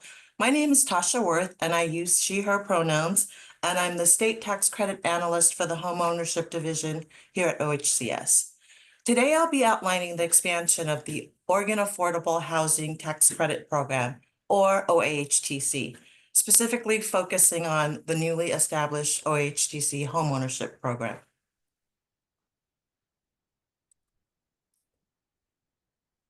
The OHTC program has been a cornerstone of affordable housing development in Oregon since its establishment in 1989.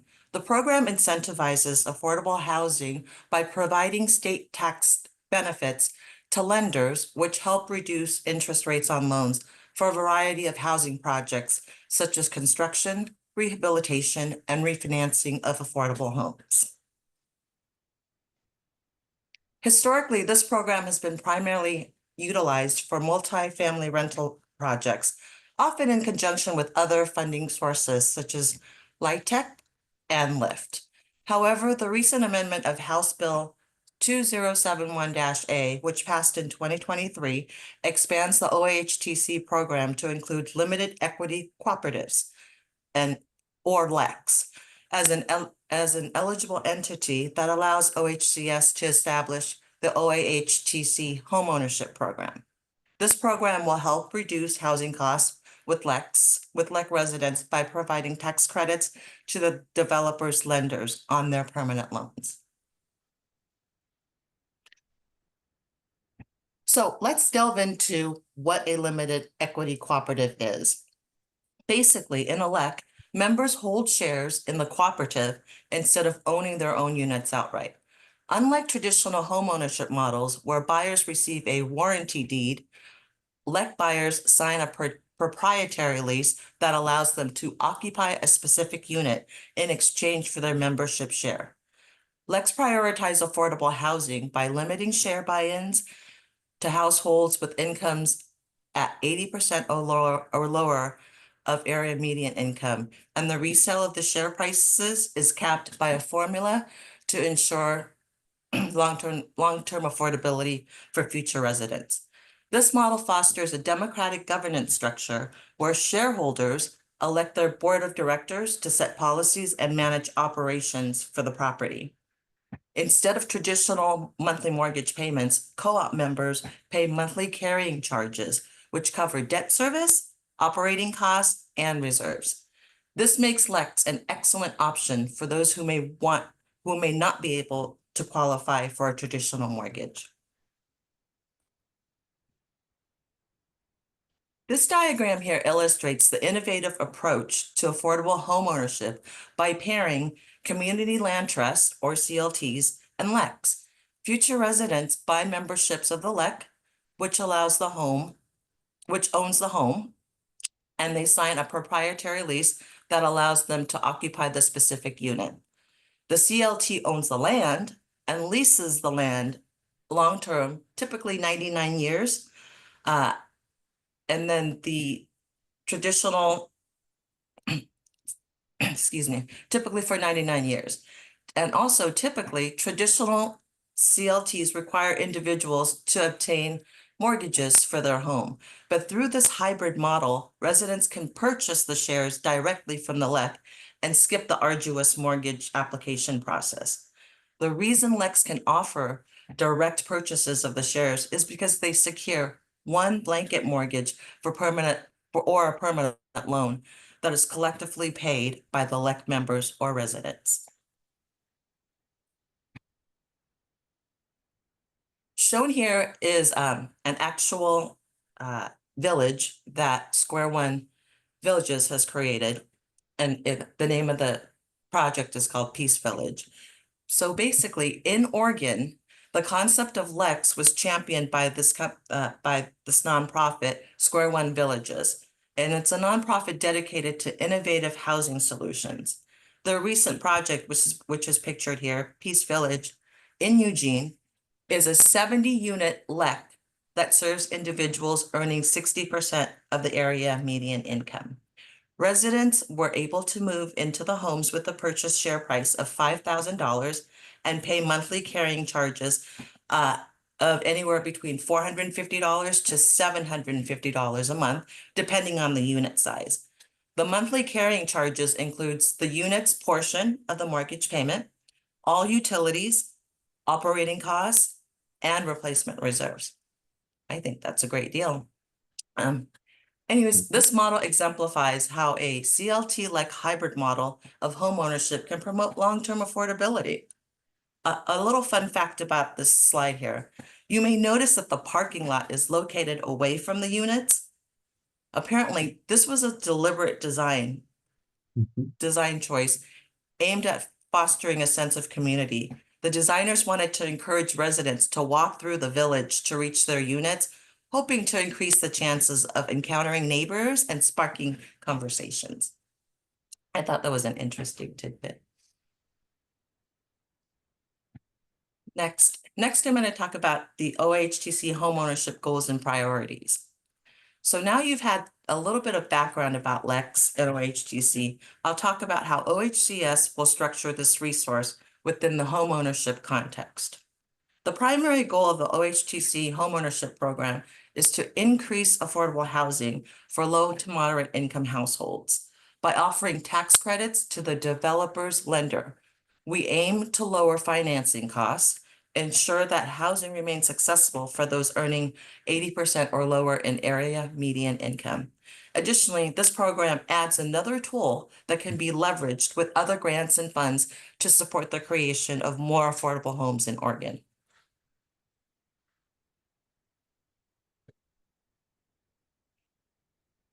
So our team has done we've held 5 engagement sessions to gather feedback on LIFT and OHTC for the upcoming 2025 homeownership development application.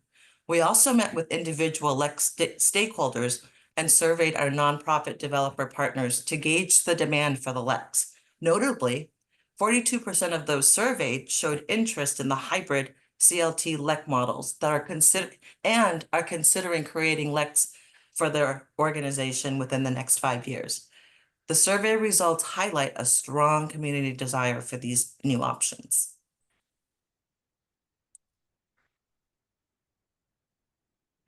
So, what are the eligible projects that the homeownership OHTC will be working on? Our program will now include the projects with limited equity cooperatives, including the CLT LEC hybrid model that we just showed you with Square One Villages. We'll also begin processing applications from manufactured dwelling park cooperatives that are seeking other homeownership development resources like LIFT or HDIP. And lastly, we'll support projects involving existing housing that want to transition into LEC ownership.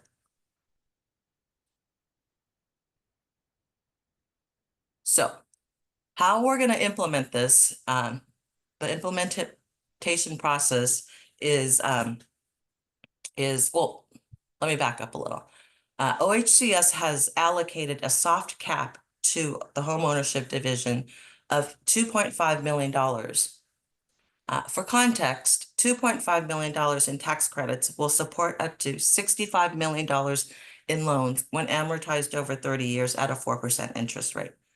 The developer's lenders can access tax credits of up to 4% for a 20-year term on their permanent loans. For LECs, all the interest savings received by the developers must be passed to the residents of the LEC to reduce their monthly housing payments. But for preservation and manufactured dwelling park projects, the savings do not need to be passed through to the residents per statute. In addition, the homeownership division will manage our applications, underwriting, tax credit certificate issuance, and monitoring of homeownership projects. The Affordable Rental Housing Division will continue to be the central administrator for the OAHTC programs, keeping track of all the tax credits certificates that will be issued.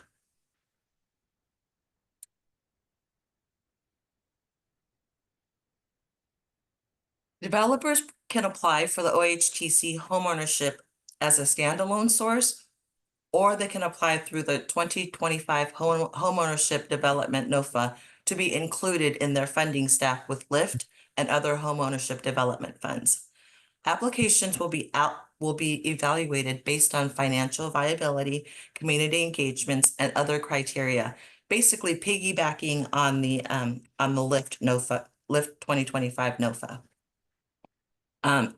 Which will align with our goals of affordability and sustainability.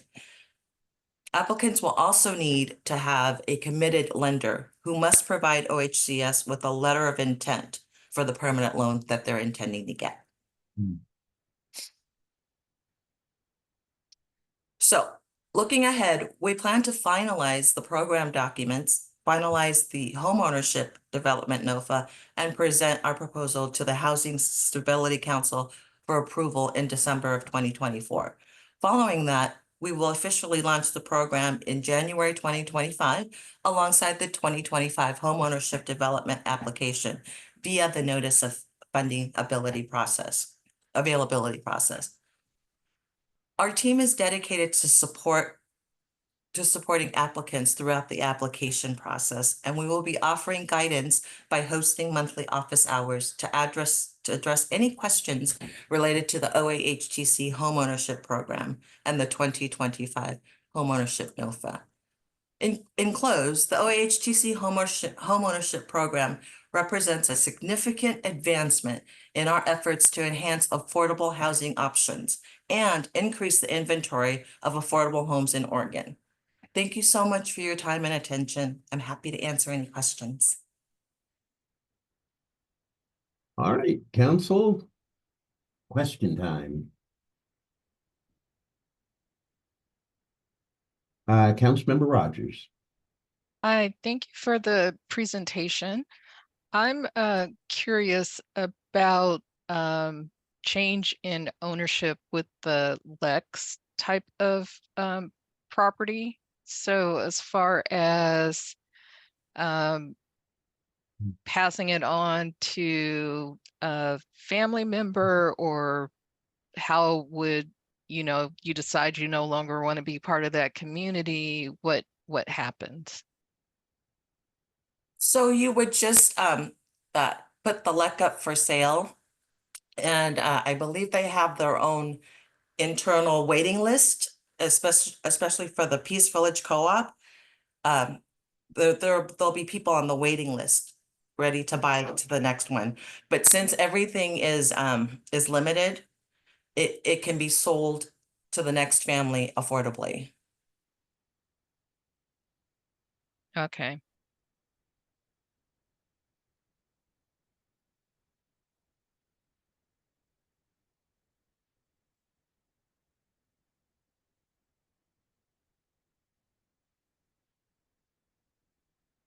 Okay, anything else from any council members? Well, what are next steps from here?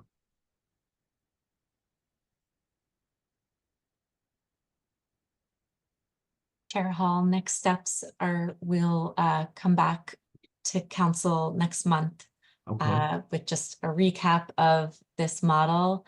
If there's anything else that the council has feedback on, we're happy to implement it within the model or incorporate it, but otherwise we'll come back for a decision next month. Sounds good.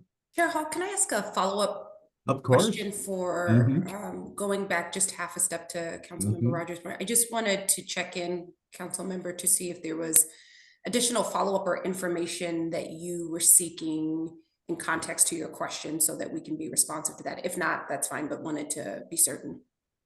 No, I'll just do a little bit more research myself. I mean, I appreciate the affordability aspect of this particular type of model. However, home ownership and passing on generational wealth is something that's important to me, and it doesn't seem like there's an avenue for that with this particular type of project. So thank you. Okay, anything else on this? Okay, Talia, you had your hand up, or was that earlier? Sure. Yeah, I just wanted to say we can come back with more information about how this is one model on a continuum of housing models for the next meeting. And also, I believe that these homes can be passed on to the next generation, but we'll just come back with a little bit more of the technical specificity around how that happens for you. Sounds good. Seems promising. I've been on Proud Grounds board for years, so locked in on the land trust model, but this is new for me and very interesting and seems like, just opening up more options and opportunities for people. So is there anything else for the good of the order? Anything I missed on the agenda? Director Bell? Nope, just appreciation to council and everybody. This is always productive dialogue. Thank you for continuing to be as engaged as you are and giving us feedback. It's great to continue making progress in more ways than one. I heartily agree. And this is something I've said in the past, but I'm not sure how recently, and some of the new council members may have not heard me say this, but in my work, I sit on a tremendous number of boards, committees, commissions, and by far, this council, over the last 6 years that I've been on board, is the most engaged, the most willing to dig around in the weeds and offer feedback, the most committed to the agency's mission, and I think it's great. So on that positive note, I'm going to say happy November, and we'll see you in December. Thanks, we're adjourned.